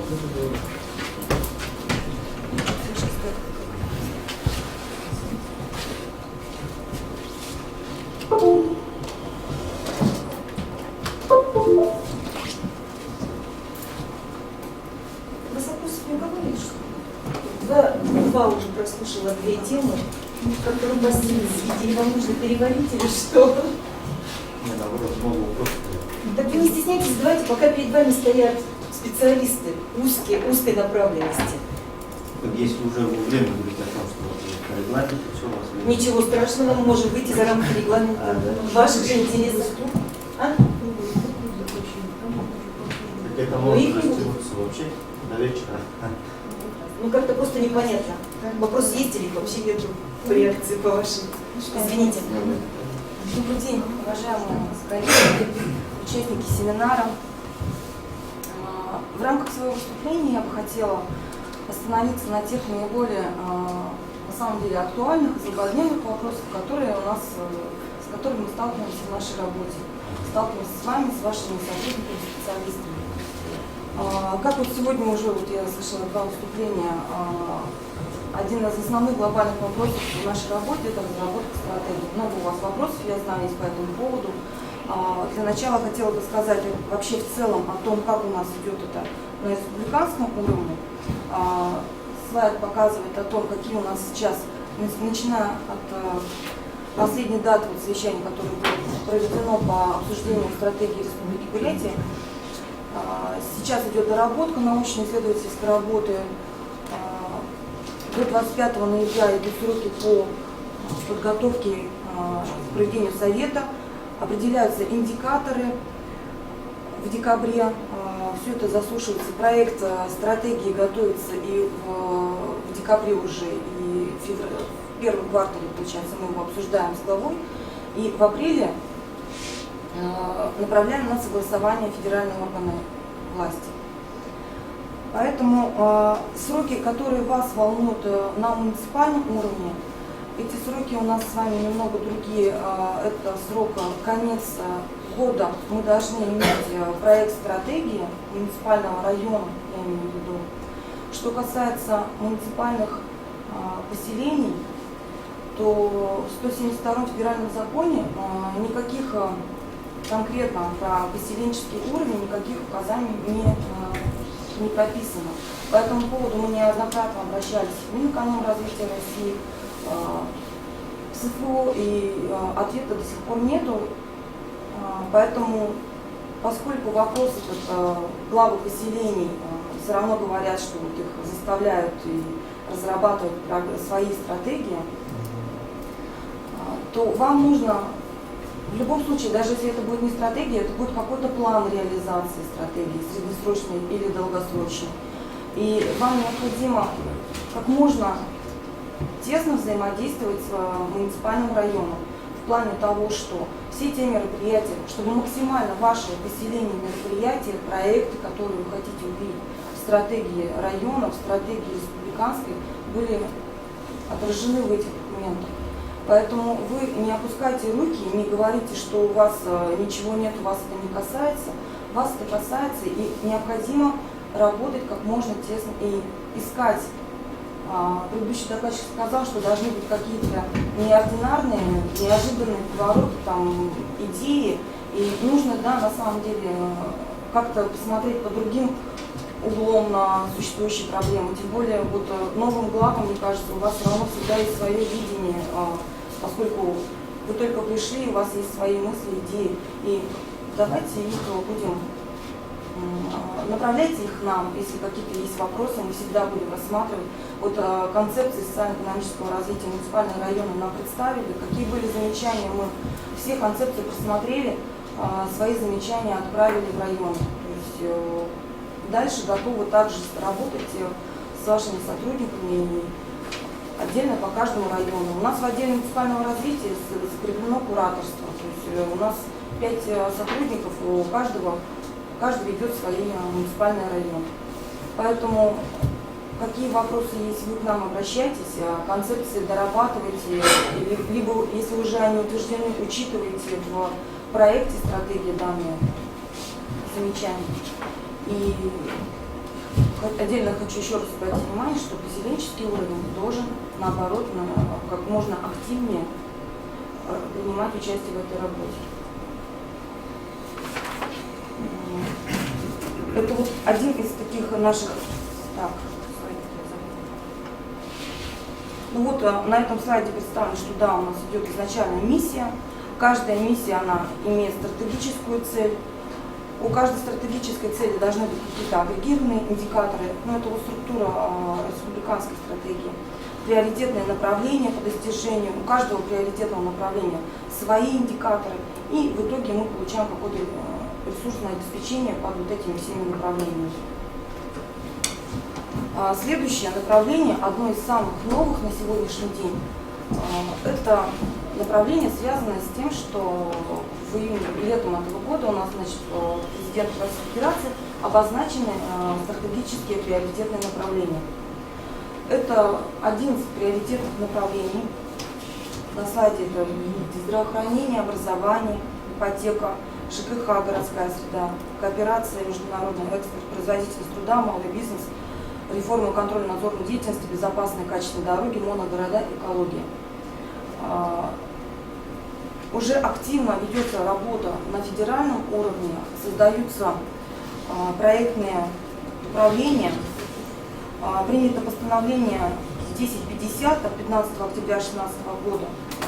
Распоряжение, это правительство Российской Федерации, распоряжение 2165-Р от 15 октября 2016 года, где устанавливаются порядки организации проектной деятельности, определяется организационная структура системы управления, этапы инициирования, подготовки, реализации, мониторинга, завершения приоритетных проектов программ. Развернуты по каждому из этих направлений, вот эти направления, которые определены, по каждому из них развернуты проектные офисы, сформированные комитеты, структуры проектного управления. Почему я вам рассказываю об этих приоритетных проектах, о всей этой структуре? Потому что на сегодня определена структура, это структура постоянных органов, и аналогичная структура сейчас ведется работа на нашем республиканском уровне. Такая же структура, все равно это чуть позже, но это будет у вас.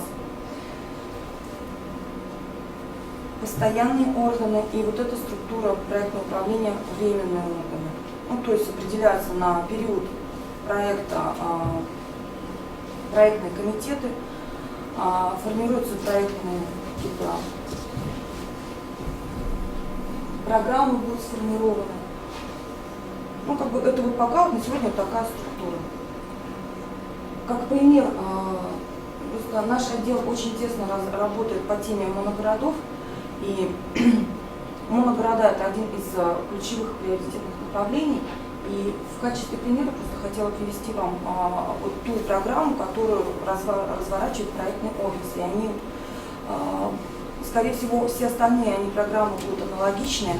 Например, также идет там, цель программы, основание этой программы, задачи, сроки. Идет направление, да, на что направлена программа, проект. Какое конкретное мероприятие предполагается под реализацией этого направления.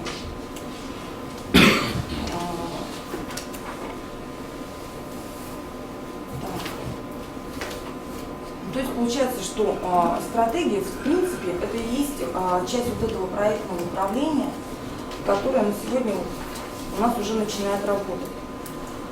И если мы с вами вот здесь уже на этом этапе проектного управления сформируем, подготовимся с программой, то, конечно, у нас и стратегия уже будет конкретно иметь мероприятие, и будет она более успешно реализовываться благодаря вот этим проектным управлениям, по каждому направлению.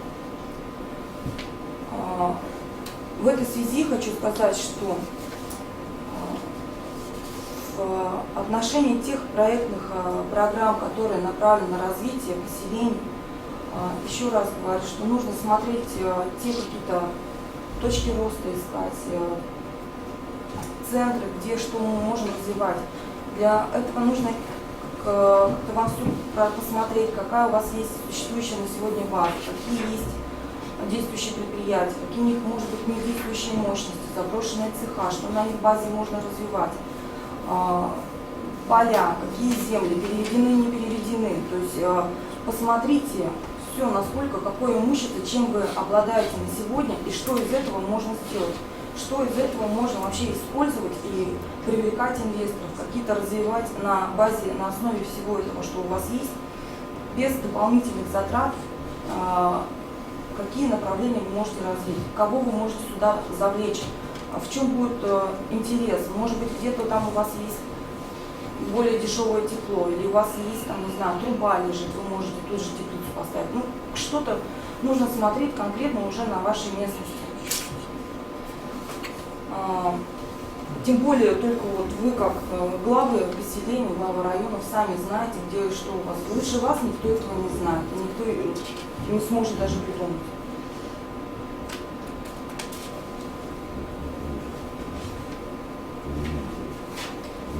Следующее, о чем бы я хотела сказать, это вот одним из инструментов развития территорий, это является территория опережающей социально-экономического развития. На сегодняшний день территории опережающей социально-экономического развития, они действуют, могут быть созданы только на Дальневосточном федеральном округе и на территории моногородов. С этого лета у нас было снято ограничение, что на территории моногородов всех категорий. То есть, да, если до этого была только первая категория, теперь во всех моногородах. Ну, здесь получается у нас Кабанский район, это вот поселок Каменск, где моногород есть. Гусино-Озерск у вас, да. Не, ну Селенгинск, да, Кабанский, но вы же Селенгинск и Каменск. Почему я, вот, несмотря на то, что это для моногородов, да, актуально, я вам хочу рассказать о том, что это и какие есть преимущества в ТАСЭРе, поскольку начиная с апреля 2018 года этот мораторий будет снят, и ТАСЭР мы можем будем создавать на любой территории в Российской Федерации. Что нам дает? Для этого принят 473 федеральный закон, определяющий вообще понятия и все преимущества, преференции, то есть полностью все расписано, что дает эта территория. Конечно, это в первую очередь привлечение инвесторов за счет предоставления преференций в виде налогов. Это в первую очередь. ТАСЭР вообще создается на 10 лет. Но в первые 2 года создания ТАСЭР нужно обязательно найти инвестора. Поэтому, если я говорю о том, что в апреле 2018 года будет снят мораторий, то до 2018 года кажется сегодня, что это еще времени очень много. Но на самом деле это такой один из очень актуальных и интересных для инвесторов инструментов. Поэтому нужно подготовиться, уже сейчас начать готовиться к тому, что если какой-то из ваших районов будет заинтересован в этом, чтобы именно к вам пошли инвесторы. Для этого что нужно сделать? Опять-таки подготовить базу, что у вас имеется, резиденты, которые могут быть, это все любые юридические лица, индивидуальные предприниматели, это могут быть действующие ваши предприниматели. На сегодняшний день условия это 5 миллионов объем вложений и 20 рабочих мест. Это то, что должен создать резидент ТАСЭР.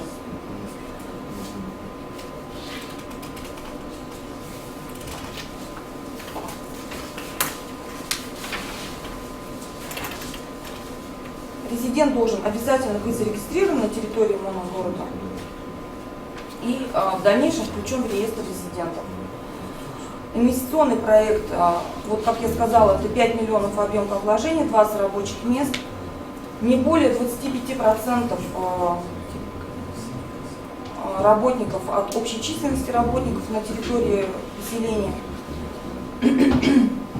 И запрещены, единственное, установлены запреты на следующие виды деятельности. Там, добыча сырой нефти, природного газа, трубопроводный транспорт, производство нефтепродуктов, торговля, оптовая розничная торговля, для нас подходят лесозаготовки, операции с недвижимостью, и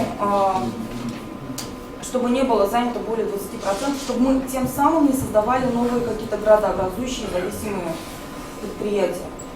Потому что инвестор тоже может придумать какой-то бешеный, огромный проект, завести туда чуть ли не половину численности населения. То есть наша цель не в этом, чтобы потом, если что-то с этим предприятием происходит, и у нас опять растет безработица, падает качество и уровень жизни.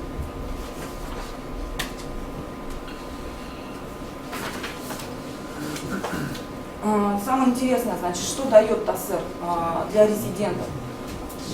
Конечно, самое привлекательное – это налоги, которые льготы получают инвесторы. Для сравнения, на обычном режиме страховые взносы 34%, При режиме ТАСЭР это 7,6%. Для инвесторов это очень большая выгода и значительное преимущество. Налог на прибыль 20% ставка обычная. Когда и при платежах в федеральный бюджет обнуляется на 5 лет, при платежах в региональный бюджет первые 5 лет снижается до 5%, вторые 5 лет до 10%. У нас по действующим льготам для крупных инвестпроектов, которые на региональном уровне, самая минимальная ставка 13%. То есть это от ниже уже некуда. Налог на имущество организации 2,2% обычный режим и 0% тоже на первые 5 лет. Земельный налог, ну это уже как, это ваш налог, и поэтому там уже на усмотрение органов представительных органов власти.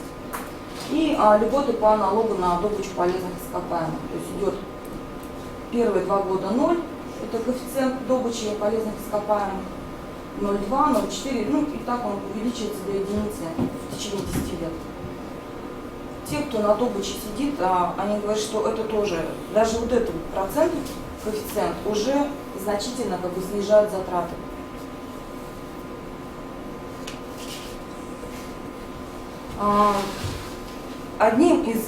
Еще одним из инструментов, который помогает привлечению инвесторов, это на сегодня это фонд развития моногородов. Но это, конечно, как бы более узкое направление. Для моногородов это отдельно.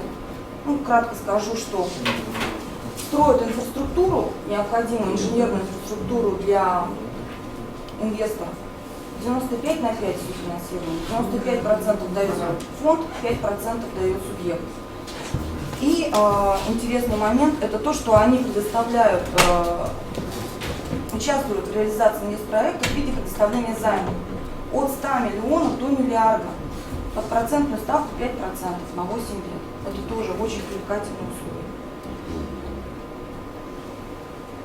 Это то, что касаемо вот, проектных офисов, привлечения инвесторов. И я думаю, вот не знаю, говорить, не говорить, но, наверное, все равно это стоит сказать о том, что вот, конкретно наш отдел занимается предоставлением субсидий на развитие общественной инфраструктуры. То есть уже конкретно наши вопросы, это мы смотрим перечень, согласовываем перечень, смотрим индикаторы, которые влияют на исполнение, на освоение этих средств. Значит, у нас определена 37-м постановлением методика, определены правила предоставления, устанавливаются плановые индикаторы по каждому виду, направлению. Направление у нас идет социальная сфера, коммунальная инфраструктура, транспортные дороги вы можете ремонтировать, благоустройство. И если идут затраты без увеличения индикаторов, что отдельно еще обратить внимание, без увеличения индикаторов, допустим, вы там строите, не строите, а капитально ремонтируете какой-то детский сад, и при этом у вас не влияет на увеличение дополнительных мест в детском саду, то тогда необходимо заключение акта обследования и заключение от отраслевого министерства. Если ремонтируете трассу или, не знаю, инженерные какие-то сети, то тоже также заключение от Минстроя. Котельную решили отремонтировать, у вас отопительный сезон наступает, денег не хватает. Заключение о том, что да, действительно нужна эта котельная, должна быть отремонтирована, поскольку это не влечет, это в том случае, только если это не влечет никак не сказывается на индикаторе, на росте индикаторов. То есть деньги, которые мы даем на общественную инфраструктуру, они непосредственно должны влиять на рост индикаторов.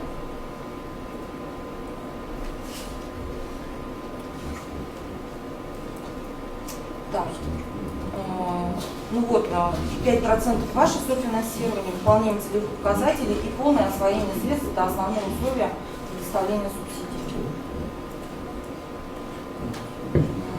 Еще хотела обратить внимание по поводу оценки эффективности органов местного самоуправления, которые мы проводим раз в год. Это в рамках 607 указа президента Российской Федерации и постановления правительства Российской Федерации 1317. На основе этих постановлений у нас принят указ главы республики номер 101, вы должны его знать. 40 показателей, по которым проводится оценка эффективности деятельности органов местного самоуправления. Отдельно проводится оценка удовлетворенности населения деятельностью органов местного самоуправления. То есть то, как население оценивает вашу работу, насколько население довольно тем, что вы делаете. И если у нас эта оценка проводилась раз в год, то за следующие годы, я так думаю, у нас внесены изменения, и эта оценка будет проводиться ежеквартально. Изменения пока в документах, нормативно-правовых документах все внесены, а уже конкретно, как начнет эта реализация, это будет все уже с 2017 года. 2016 год пока у нас пойдет по итогам, по действующему законодательству, до изменений.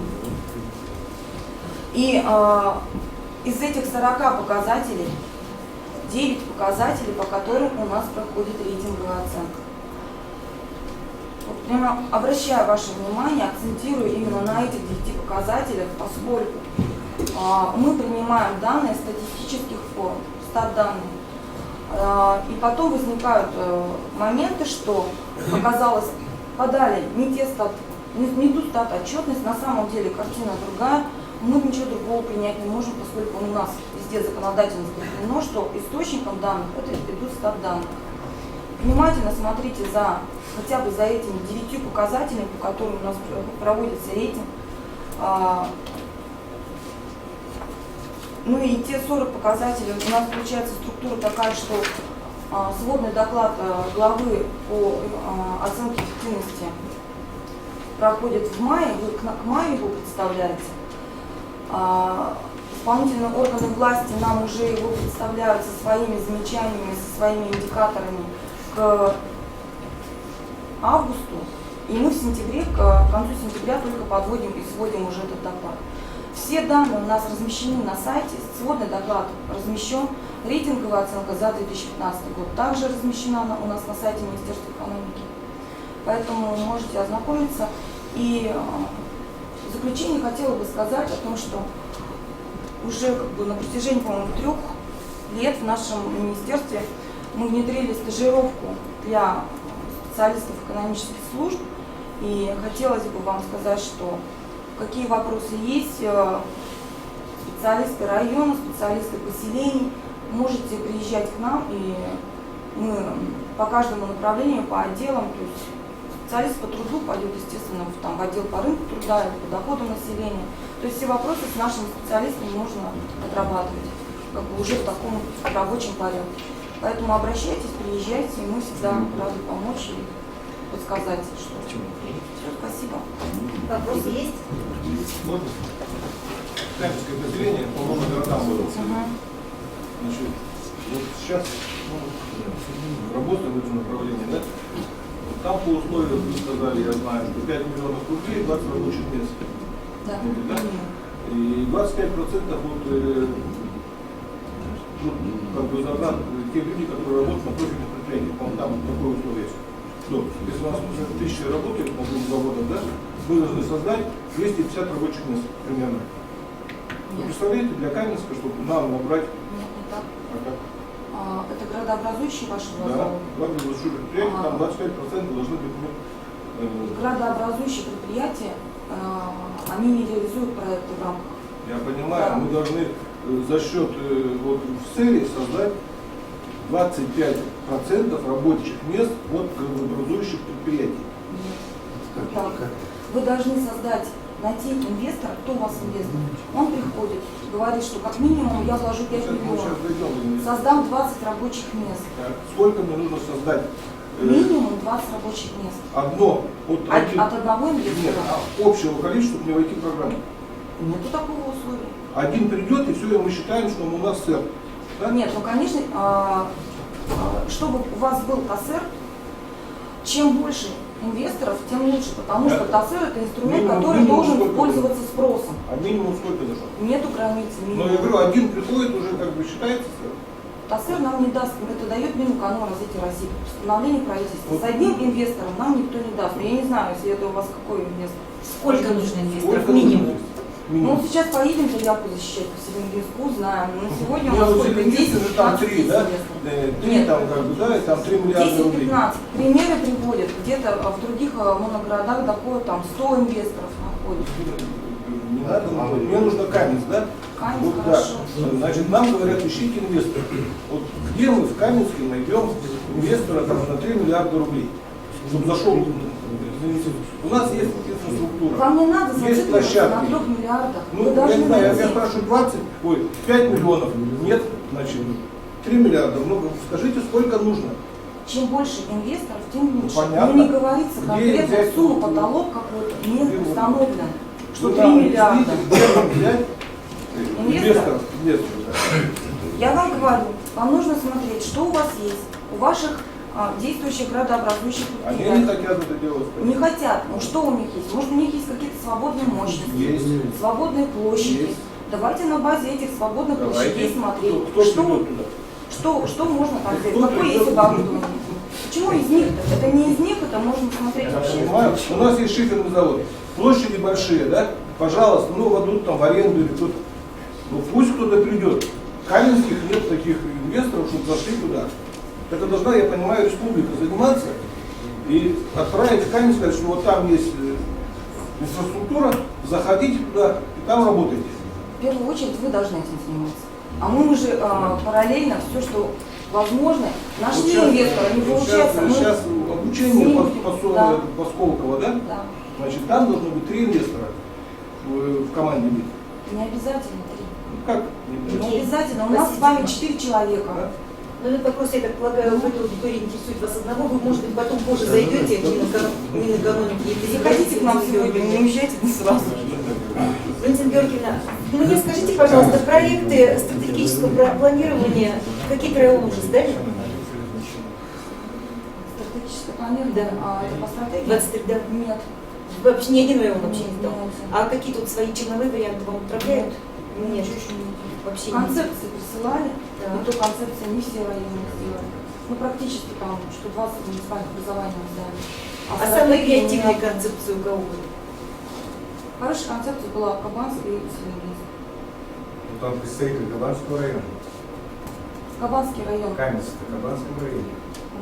Не, Так, стратегия мы про другой Селенгинск. вопрос уже Ну, говорим. Спасибо большое. Есть вопрос еще у кого-то? Есть вопросы, а можно, если коллеги, если нет вопросов? В принципе, понимаю, что программа СЭР это переходящая по стратегии, это переходящий документ программы СЭР. То, что вложено в программе СЭР, это краткосрочные стратегии, мы пишем долгосрочные. Вот при том, что наш профессор нам рассказал о том, что по принципам реализации, да, прозрачность, реалистичность, результат и эффективность. При том, что в правилах, конечно, тоже идет, не должны полагаться на здравый смысл. Да? Вот, при каких обстоятельствах принципы и правила, они между собой как-то ведут к тому же. При том, что вот сейчас глава республики у нас будет, соответственно, утверждаться и проводиться общественное слушание вот данного проекта. Да? Как глава республики видит и как в данное время, как в том числе наш профессор входит, да, они являются... Адамов Николай Иванович. Совет. Не, совет, да. Они будут рассматривать, насколько вот эта стратегия правильная, неправильная. Возможно, некоторые свое соответствующее мнение внесут, и, возможно, в том плане и в стратегии могут внестись изменения, правильно? Ну, проект стратегии у нас. Да. Но оно может внестись изменения. Соответственно, сейчас в данное время все муниципальные образования предоставляют вот, Министерству экономики будут представлять разработанные свои свои о том, что оно совпадает со стратегией главы в общем, в целом нашей республики или нет, пока мы не знаем. Но мы знаем, что до 30-го года мы должны распланировать, соответственно, в бюджет района как можно много инвесторов, чтобы они зашли. Ну и, соответственно, как бы возможно, при том, что все районы не все районы, в принципе, могут заработать для того, чтобы вот эту стратегию как-нибудь развить и соответствующий инвест-климат создать. А вопрос у меня в чем? Вот, семинар, который сейчас проходит, вот, руководители, которые, вот, профессор, да, Ирина Владимировна уже рассказала об особенностях построения, но все равно, как касаемся, все равно стратегии. Но она пока еще для всех, ну я полагаю, или возможно только я не понимаю, но она вообще... В общем-то, что-то прозрачное. Конкретного не понимания то, что нет. прозрачно, оно вообще непонятно. Вот каким образом должны разработать для того, чтобы иметь те основания, по которым до 30-го года, не зная, какие вообще инвесторы могут... Вы концепцию стратегии республиканской смотрели? Да, смотрю. Мы находимся, можно сказать, в такой же ситуации, как и вы. Федеральной стратегии Российской Федерации сегодня тоже нету. Мы увидели только методические рекомендации, которые Минэкономразвития вот недавно выпустил. Полномочий у нас выпускать методические рекомендации нет для поселений, для районов, для поселений. Вопросы тоже остаются за подвисшими. Но несмотря на вот эти нерешенные вопросы, мы же не говорим, что вот пока Российская Федерация не напишет свою стратегию, мы теперь сидим и вообще ничего не делаем. Мы не знаем, как будет развиваться Россия. У нас есть наша Республика Бурятия. Мы пишем стратегию под Республику Бурятия, исходя из нашей текущей ситуации, отталкиваясь от того, что есть, какие индикаторы, поэтому какие перспективы, что мы видим, что планируем. И по такому же принципу и муниципальное образование тоже должны писать свои стратегии. Концепции, которые вы нарисовали, образно говоря, вы обрисовали что-то в общих чертах, определили миссии, написали сценарии, кто-то с привлечением научных организаций, кто-то сам своими собственными силами писал. Но, несмотря на то, что у нас нету республиканской стратегии, есть только концепция. И сейчас вот в декабре у нас только появятся индикаторы. Индикаторы сейчас еще согласовываются с отраслевыми министерствами. Вы тоже не должны сидеть, какие индикаторы, какие-то, не все там 40-100, которые раньше начитывались по программе СЭР. Пусть это будут какие-то основные ключевые макропоказатели. Их оставляйте, включайте себе в программу. Пока вам никто не говорит о том, что вы делаете неправильно. Вы делаете то, что считаете нужно, пишите эту стратегию, как вот видите, как вы можете, ну я не знаю, хотя бы от чего-то отталкивайтесь. Потому что потом, когда мы говорим о том, что у нас стратегия должна быть, что нам в нашу республиканскую стратегию нужно включать мероприятия, от вашего района, получается, мероприятий нету. Или там нету никаких проектов, предложений.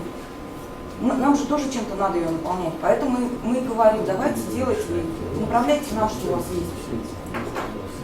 Вы забываете про полет мысли и креатив. Да. Используем успешного опыта. Спасибо большое, Наталья Георгиевна. Приступаем к следующему. Еще вопросов есть? К следующему вопросу приступаем. О практике и деятельности по сбору налогов на территории сельского поселения.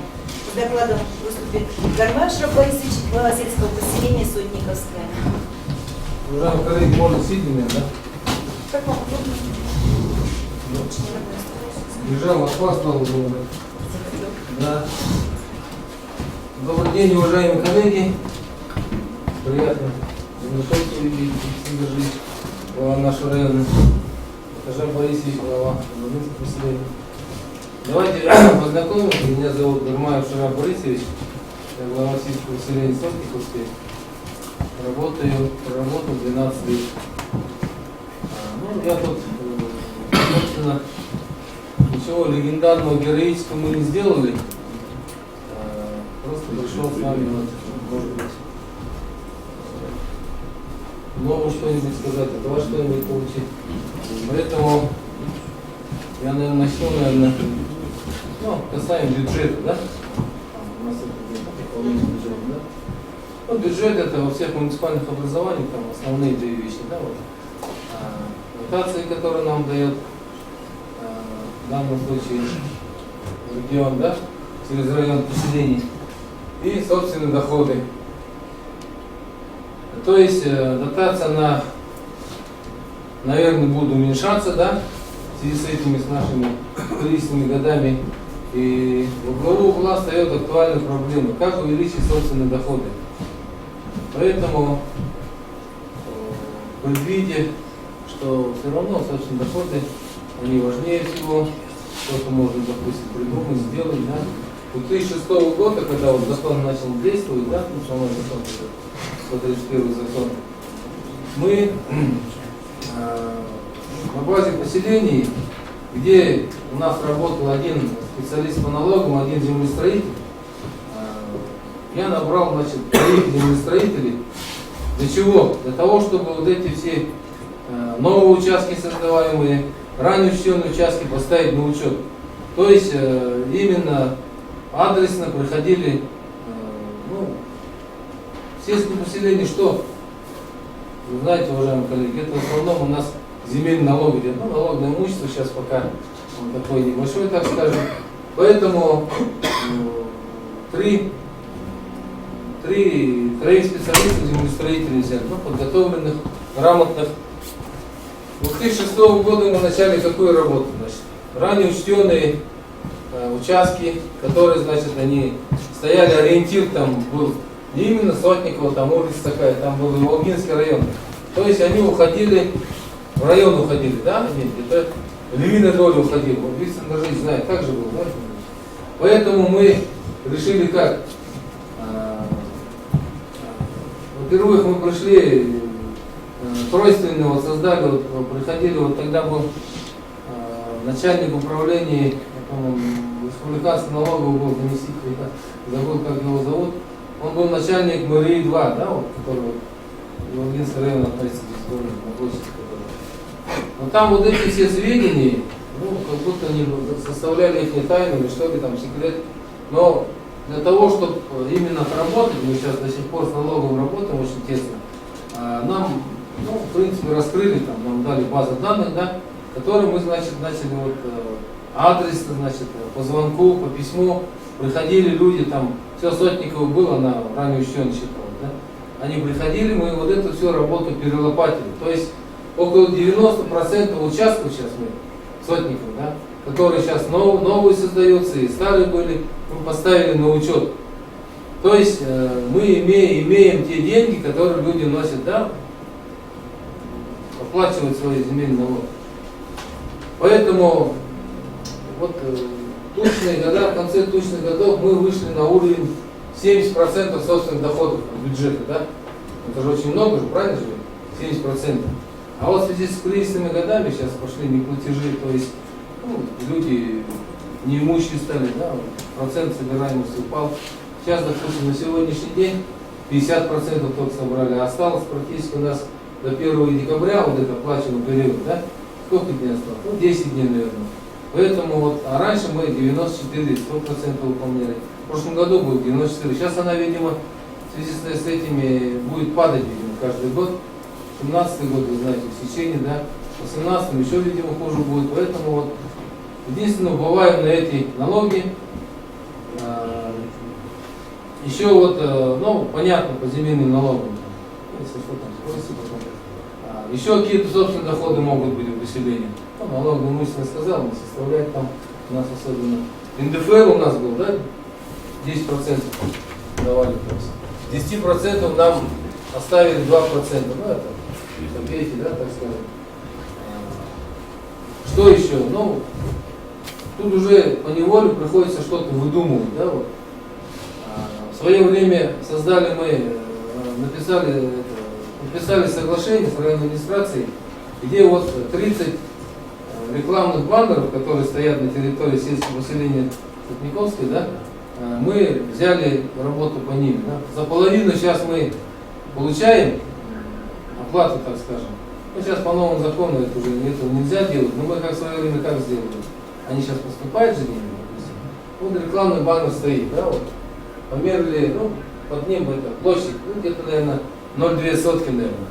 Вот это мы отмежевали, 0,2 сотки, значит, поставили на учет и взяли собственность. То есть выдергиваем того, который Вега СМ, Виктория там, да, допустим, фирма. Выдергиваем, давайте заключим с вами договор, они где-то вот оплачивают где-то, ну, от 3 до 4 тысяч, там, в зависимости от площади, там, месяца, наверное. Это неплохо же, правильно? Это у нас 12 месяцев. Сколько получается? 30-40 тысяч, да? С одного баннера приходит. Пока мы поставили половину, но успели, а потом по новому закону у нас сейчас должны проводиться там торги, все вы знаете, да? То есть человек приходит, пишет заявление, торги проводятся там, ну, кто выиграл, там, рекламную кампанию, частное лицо, значит, он уже там имеет право, там, по торгам имеет право там отмежевать, там, нет, вернее, район отмежевывает поселение, и он может составить свою рекламную конструкцию, поставить. А их же сейчас у нас много вот в районе, да, которые вот, ну, раньше бывшее руководство района пошло по пути наименьшего сопротивления, так скажем, они вот, которые стоят рекламные баннеры, да, они вот пригласили их и сказали, мы одноразово с вас берем, там, около 4 тысяч, что ли, одноразово. То есть человек один раз заплатил, договор заключил и будет, не знаю, вечно пользоваться там. Вот этого нельзя делать, нельзя было делать. Почему? Потому что оно приносит доходы.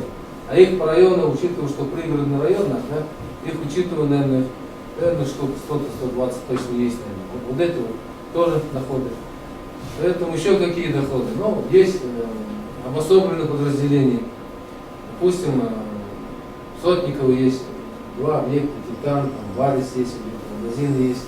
То есть обособленные подразделения, которые по закону о бюджетном налоговом кодексе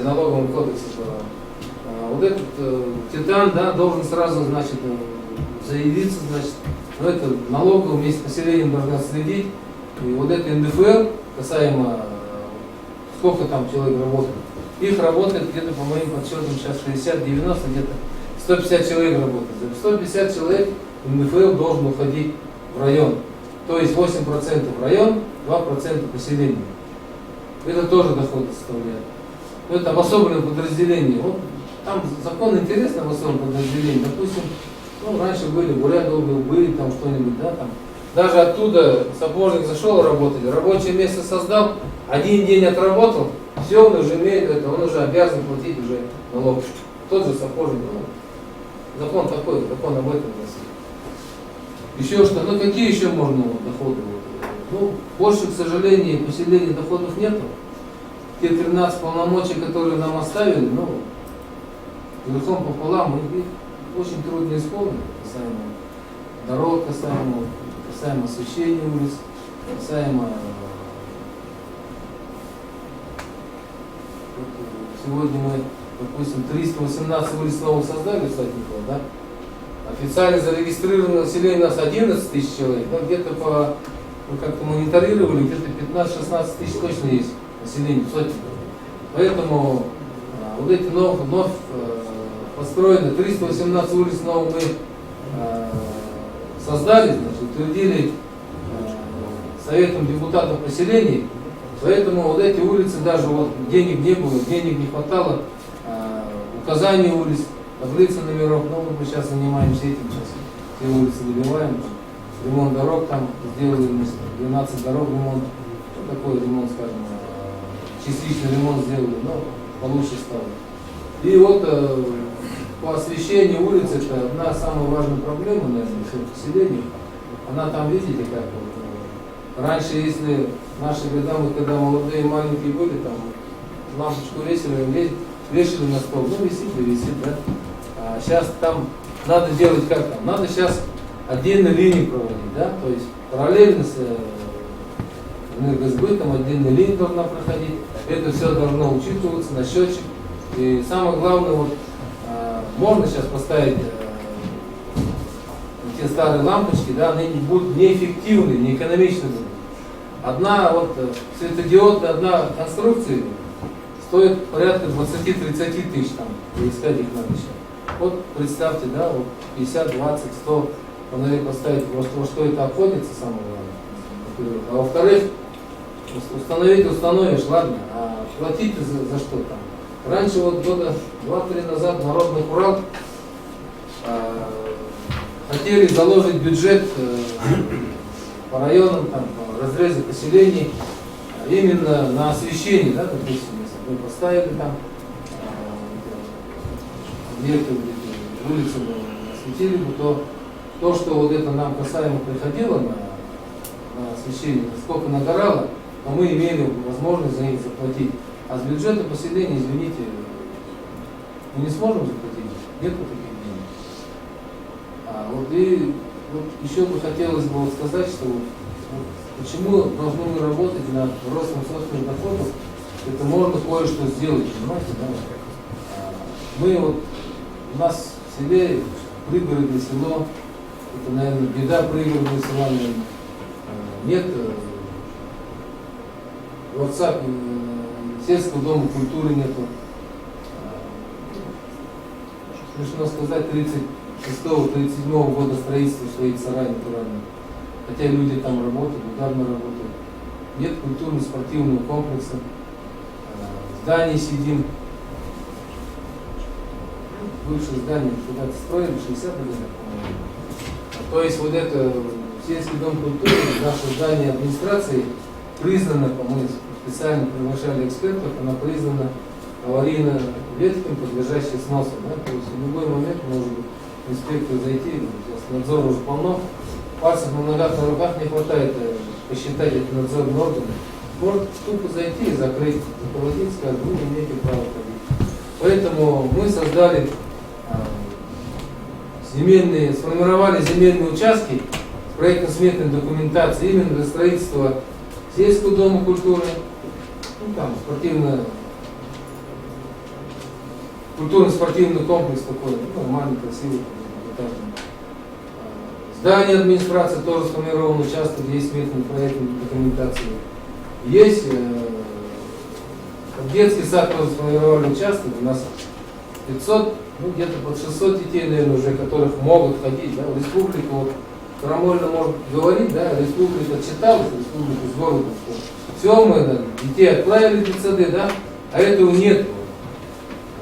Я года 2 назад, по-моему, заходил на выяснил, Вячеслав Владимирович говорю, наверное, говорю, вот это показатели по детсадам, наверное, говорю, Волгинский район тянет всю республику вниз, говорю, да, а в Волгинском районе, я говорю, Сотниково тянет. У нас 500-600, ну где-то 600 детей готовы ходить, говорю, а детского садика нет. Мы, говорю, сформировали, часто говорю, вот это, говорю, ну хорошо, отдайте, на программу никакую попасть не могли и не можем. Говорит, отдайте Дамдину документ отправьте. Хорошо, я звонил Алдару Валерьевичу, я говорю, как, Алдар Валерьевич говорит, вы знаете, у вас в программе нигде нету, там, когда будете строить все. Я говорю, я не знаю, мое слово передать вам, мне сказал Наговицын, отдать документ, она хорошо отправляет. Ну, отправили, я думаю, где-то там полиция лежали документы. Можно есть хорошее развитие сельских территорий, ПЦП есть, по линии Минсельхоза России. Там мы уже с культурно-спортивным комплексом сидели, через Минкультуру нас включили туда. Потом, значит, сказали, что вы в связи с кризисом не попадаете. Приезжал Сороков в прошлом году, по-моему. Я специально вот сидел, чтобы один вопрос задать целый день, чтобы как, говорю, все слушал там. В конце, значит, когда вопросы пошли, я задал вопрос, говорю, в связи с кризисом, говорю, будут ли, говорю, ранее намечены, да, вот эти, будут ли строиться, говорю, там такой вопрос, департаментом, возглавляет департамент, который именно отвечает за это, Минсельхоза России. Да, это Путин сказал, на 17 миллиардов выделяет на 16 год, ну и дальше все будет, значит, финансироваться, ну вот это мы не видим, этих денег хотели, не приходили, потому что мое дело, в принципе, мы отдали, значит, ждем, видимо, ничего этого не будет. Так что, уважаемые коллеги, время стоит тяжелое, надо как-то нам выживать, и просьбы, и желание, надо работать. Тупо ставить участки на учет. То есть мы единственное наше вот денежным потоком, личным потоком не назовешь тот ручеек, который сейчас вот стали поступать деньги. Район нам помог немножко, мы свои деньги, ну, зарплату догнали, мы отставали месяц-полтора, зарплату догнали, кое-что там еще. Мы планируем сделать там улицы еще доработать до конца. Поэтому, ну вот, то, что я вам хотел вот сегодня сказать, вот, учитывая там дефицит времени. В 2010 году я участвовал в первом съезде, первый съезд сельских поселений России был в городе Москве, в Совете Федерации, там проходили здания. Интересные вещи говорили. Я увез там пачку документов, там каждое министерство, там ведомство всем раздал, значит. ничего там. Минрегион развития, который сейчас канул в лету, единственный ответ получил, хотя я отдал комитет местного самоуправления Госдуму, комитет местного самоуправления Совет Федерации, от правительства, от руководства был этот Миронов был, Сергей. Справедливый рост есть, если у нас нет. Миронов был, участвовал, значит, нас заверил, что вот был тогда президентом Медведев,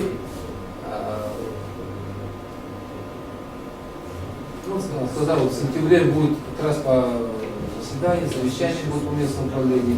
Мы ваши вот эти все, то, что вы написали, мы озвучим там, поэтому ничего этого не было. На будущий год тоже 5 человек отправляли, меня сказали, поедете, я говорю, командировочных денег нет, ничего нет, я отказался. Почему? Потому что это было в Саранске, надо было ехать. Почему? Потому что там уже от руководства, от этого правительства сидел там, потом по телевизору показывают через 2 недели, сидел Путин, Владимир Владимирович, как председатель Совета Министров, председатель правительства, он, значит, посадил, зал там сидел, когда мы были, 70 с лишним раз поселили. Да? Ну, я вот, надо было ехать, делать вот эти вопросы осветить. Вот, касаемо, вот, интересно было, когда мы собрались там, встают, значит, там говорят, у меня футбольного пункта нет, у меня этого, православки нет. Я говорю, я не выдержал, стал, говорю, давайте, я говорю, мы вообще-то приехали в Москву, чтобы какие-то доходы поиметь, может быть, налоги нам надо было так же. Я говорю, давайте об этом говорить, что там, потом, глядишь, и наши деньги появятся, футбольный пункт построить. Ну, в общем, вот такие вопросы. И, ну, в остальном, тут люди работающие, работавшие, пока вот... Уважаемые коллеги, извините, пожалуйста. Тема наша звучит так: о практике деятельности по сбору налогов на территории сельского поселения. У кого-то вопросы есть? Сейчас я докончу еще. Самое главное у нас сейчас вот налоговый, да, туда Подмосковье, там, как это город Дубна, ядерный город, там их печатают, на всю Россию отправляют, да. И тут возникает вот эти смычки, да, связки, возникает проблема где? На Почте России. То есть у нас сотников, там бабушка Божия, одуванчик, почтальон есть, да, значит, на велосипедах есть, она пешком ходит. Вот сколько сейчас мы сколько распространили, где-то 3-4 тысячи уведомлений. Вот. Можно сходить к причину руководства почтамта, Почты России, подписать договор, что вместе с работником вы будете, значит, на машине развозить, да? То есть максимально быстрица. Мы это сделали, 2-3 год работаем, но сейчас уже почта приходит, на нас это бросило. Короче, мешки мы идем, почту забираем, сами сортируем, значит, по улицам, по домам, по этим мы сами разносим. Почему? Потому что эти деньги нам, как Ленин говорил, арки важны, арки нужны, правильно? Поэтому вот этот момент есть, тоже вот этот момент учтите. Не надо, чтобы она почта валялась там, надо сходить, попросить, договор заключить, забрать и самим раздать. Почему? Потому что эти деньги сейчас в связи со сроки отодвинули, 1 ноября до 1 декабря оплачены период. Поэтому раньше мы в мае, в июне получали, помните, да, кто работал, налоги, было очень хорошо. А сейчас мы начинаем, вот передвижки делаем, в конце года у нас последний квартал, у нас там дотации даже получать не бывает. Поэтому там что еще, какие проблемы могут быть? Ну, конечно, там не конкретные данные там отсутствуют, там как называется, не конкретные данные, что называется. Поэтому надо работать очень тесно с налоговой инспекцией. Они всегда идут навстречу, помогают. Надо отрабатывать в этом деле с Министерством внутренних земельных отношений. Там тоже отдел такой есть, там, Валерия Давидуева, Татьяна Ивановна, там. С ними надо работать, ну и с кадастром. Людей заставлять, просить, выражать не надо, заставлять, просить, чтобы они приходили, ставили на час. Ну, у нас там красотой проходит, там 10-15%, которых осталось, которых мы обязаны поставить. Вот это вот, я говорю, что 70% мы выходили, мы вообще-то рассчитывали к 2020 году стать самодостаточными, то есть, ну, вот эти жалкие 10 миллионов, которые дали нам бюджет, да, мы могли собрать сами, да, вот.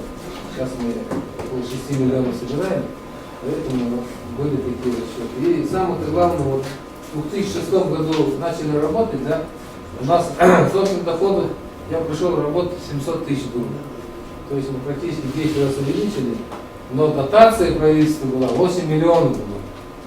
А сейчас вот то, что вот, да, вот пропорция вот такая была, да, вот, допустим, тут дотация, тут собственный доход. А сейчас наоборот стало, да.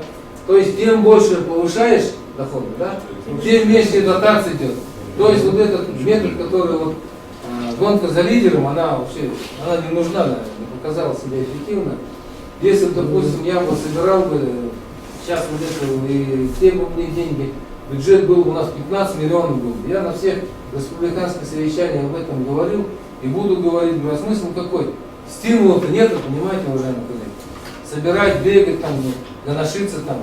Вот есть поселения, которые вот, глубинка особенно бывает, я езжу, на формирование езжу, там, вот встречи, там, на родине езжу. А значит, ты говорит, это, рвать, метать, там, штаны порвешь, ну, придет мне дотация, придет. На зарплату хватает, на бензин хватает, на карандаши, на бумагу хватает, а зачем будет? Мне неинтересно так было. Тут, говорю, мы свои участки формируем, говорю, смет документации делаем, но все равно когда-то нам же понадобится. Деньги же вот федерация приходит по целевым программам не в начале, не в январе, не в середине, обычно на концу года приходит. То есть мы сформированный участок даем, проект сметной документации даем в районном месте, значит, посмотрим, да, сроки уходят там. То есть по нашим документам, по нашему этому пакету документов уже месяц торги проводят, через месяц уже на 31-й, на 32-й день уже можно начать строительство, правильно? Поэтому, а тут надо, когда вот тут показывают на какую-то там горку, там, вот здесь будем строить то, это, или на месте такое, а там надо землю межевать, там, постановление получать, кадастровый учет ставить, там, проект сметной документации делать. 4-5 полгода проходит, и поэтому деньги уворачиваются обратно. Ну, не использовал, отдай 1 января, деньги уходят обратно в федерацию. То есть в прошлом году сколько миллионов ушло? 108, что ли? Очень много денег ушло, не использовано. И поэтому вот, в основном я всегда называю, глава района это расстрельная должность, да? Глава района сидят. То есть они хотят действительно использовать, да, ну, благо своего района, эти финансирование использовать. Ну, там кое-где может быть это, а там уже уголовное дело вперед. Вокзал, вещи, тюрьма, да? Поэтому вот такая вот ситуация. Ну, вкратце я так рассказал, все, что хотел. Вопросы есть, пожалуйста, задавайте. Я хочу вам сказать, что Шарат Борисович один из самых давних действующих глав, который работает достаточно эффективно. Пожалуйста, пользуйтесь моментом, задавайте ему вопросы. Я еще раз говорю, ничего мы мы не сделали. Ну, старались работать, просто работаешь. Я здесь, как с коллегами, тоже вчера Борисовичем поработали, но я здесь хочу добавить по уличному освещению, ну, как бы в виде, как бы, маленько подбегать. Но здесь в сельском поселении 24 улицы освещены, они все рабочие, еще 3 мы сделали для экономии. Сейчас новый таймер поставили, часовой. Вечером 2 часа работает, утром, когда люди с работы приходят, вечером. Поэтому в этом отношении тоже можно сэкономить бюджет. Сейчас все таймеры продаются, раньше не продавалось, сейчас все продаются, поэтому с прошлого года нужно вести и в этом отношении как бы бюджет сэкономить. Но здесь, конечно, надо совместная работа главы района и сельских поселений глав. Если глава района поддерживать не будет, он, по крайней мере, разрыв кассовый летом началось, и кто имеет больше домов культуры, они, естественно, все проселились. Не могут оплатить заработную плату. В этом отношении тоже готов. Я как стал главой района, даже своих коллег бывших поддержал маленькие суммы тоже, как бы со своего района бюджета поддержал, и этот кассовый разрыв там закрыл. Поэтому в этом отношении, конечно, плотная работа главы района с главами сельских поселений. Совместно надо все решать. Поэтому сейчас сельские поселения находятся в плачевном состоянии, могу сказать сразу. Поэтому те же уличные освещения на содержание и именно оплату работников культуры уже бюджет поселения не осилит. Поэтому здесь надо что-то думать и вообще как-то комитеты тоже об этом надо думать. Те, которые НДФЛ 8% мы забрали от районного населения, они еще мы хуже сделали положение. Хотя бы маленько надо было побольше, хотя бы 4% оставить. Здесь в этом отношении тоже есть. И с арендой, с продажей земель тоже ситуация здесь. Здесь в виде соглашения передать сельским поселениям, чтобы они могли сами формировать земельные участки и могли выставлять на продажу на конкурс. Здесь тоже нет. И глава района я думаю, как лучше сделать, если в виде соглашения передать те полномочия на продажу и аренду земельных участков наполовину 50 на 50, которые все ушло целиком на районный уровень. Тогда тоже была бы помощь, но это внутреннее соглашение тоже можно действовать. Есть такие опыт. Раньше закон был такой, Поэтому я думаю, что здесь надо... но сейчас у нас как будто бы есть механизм тот, который формирует участками, аренда отдаем, но деньги действительно уходят в районный бюджет. Рабочая поездка была, мы стало немцам довериться, мы просто задавали. Поэтому беда России, российская беда, как мы над этим работаем, все регионы работают. Обычно у нас вот это как глава района все трудовые. Поэтому действительно по НДФЛ, если глава района нас поддержит, там поделится, там, я предлагал как на совещании 5 на 5, там, 10%, трансферировать 10%. Ну, все надо просчитывать, конечно. Конечно, но почему? Потому что если мы и так работаем с ними, чтобы они, значит, конверту не давали зарплату, правильно? То есть мы еще более эффективно будем работать. Мы эффективно работали. Одно время, когда тучные года были, мы практически 100% всех вот эти заполученных полно, да, сотни было. Вот эти они все перестали. И по ДНТ хотел добавить, скажет, добавить, наверное. Тоже здесь по ДНТ тоже ситуация. Все земли отдали ДНТшникам, а они не оформляют документы на дорогу. Паспортов нет. А какие деньги? Если вы больше были в оформленных участках, можно через Минтранс увеличить дорожный фонд. Имеет. К сравнению, и Волгинский район 3 с лишним миллиона, а Кинский район 13 миллионов. 2 раза, 4 или 10 раз меньше населения. Здесь 49 тысяч, да, а там около 6 тысяч. Сравнение какое. И поэтому здесь работа нужна, естественно, всех имущественных отношений, и в первую очередь здесь главы сельских поселений, которые занимаются пока у нас полномочия у глав сельских поселений по земельным вопросам. Поэтому оформление дорог, которые находятся на любой территории ДНТшников, они должны сам председатель ДНТ оформлять все документы на дорогу и сдавать на районный уровень, чтобы мы забрали у них, естественно, с поддержкой глав сельских поселений. Поэтому этот вопрос тоже надо было поднять. Почему, конечно, каждый глава района сам по себе мучается, хотя, конечно, прямое наше полномочия. Какие-то семинары проводили, как-то тоже силовые структуры придется применять на это, чтобы этих председателей самих найти. Организовали ДНТ, деньги себе сделали и убежали, и не найдешь их вообще. Поэтому мы сейчас разбираемся вообще по полной программе, чтобы это как-то заставить, оформили, потом сдали на районный уровень, чтобы мы могли дорогами заниматься.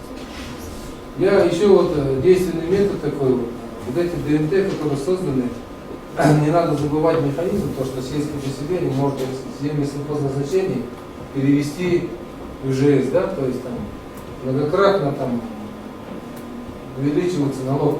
Поэтому надо мы вот эти тоже занимать ДНТ, многие переводы, значит, которые застроены, которые оформлены участки. И для того, чтобы вот это еще больше у нас действенно было, мы практически увеличили черту, когда генплан мы создавали, да, увеличили 1,5 раза черту населенных пунктов. То есть где построиться, мы имеем право перевести, да, участок, и имеем право взять с него налог, допустим, в черте населенных пунктов. Да, вот это вот, я думаю, что главная боль поселения. Ну, естественно, надо сотрудничать с районной администрацией, чтобы от этого, я думаю, ничего не будет, наоборот, будет эффективно, и благо жителей, поднимать благосостояние людей, помогать бедным, пожилым, молодым, старикам. Спасибо большое, Шрам Борисович. Очень хороший Шрам Борисович совет. Подождите. Всем... Что еще? Уважаемые участники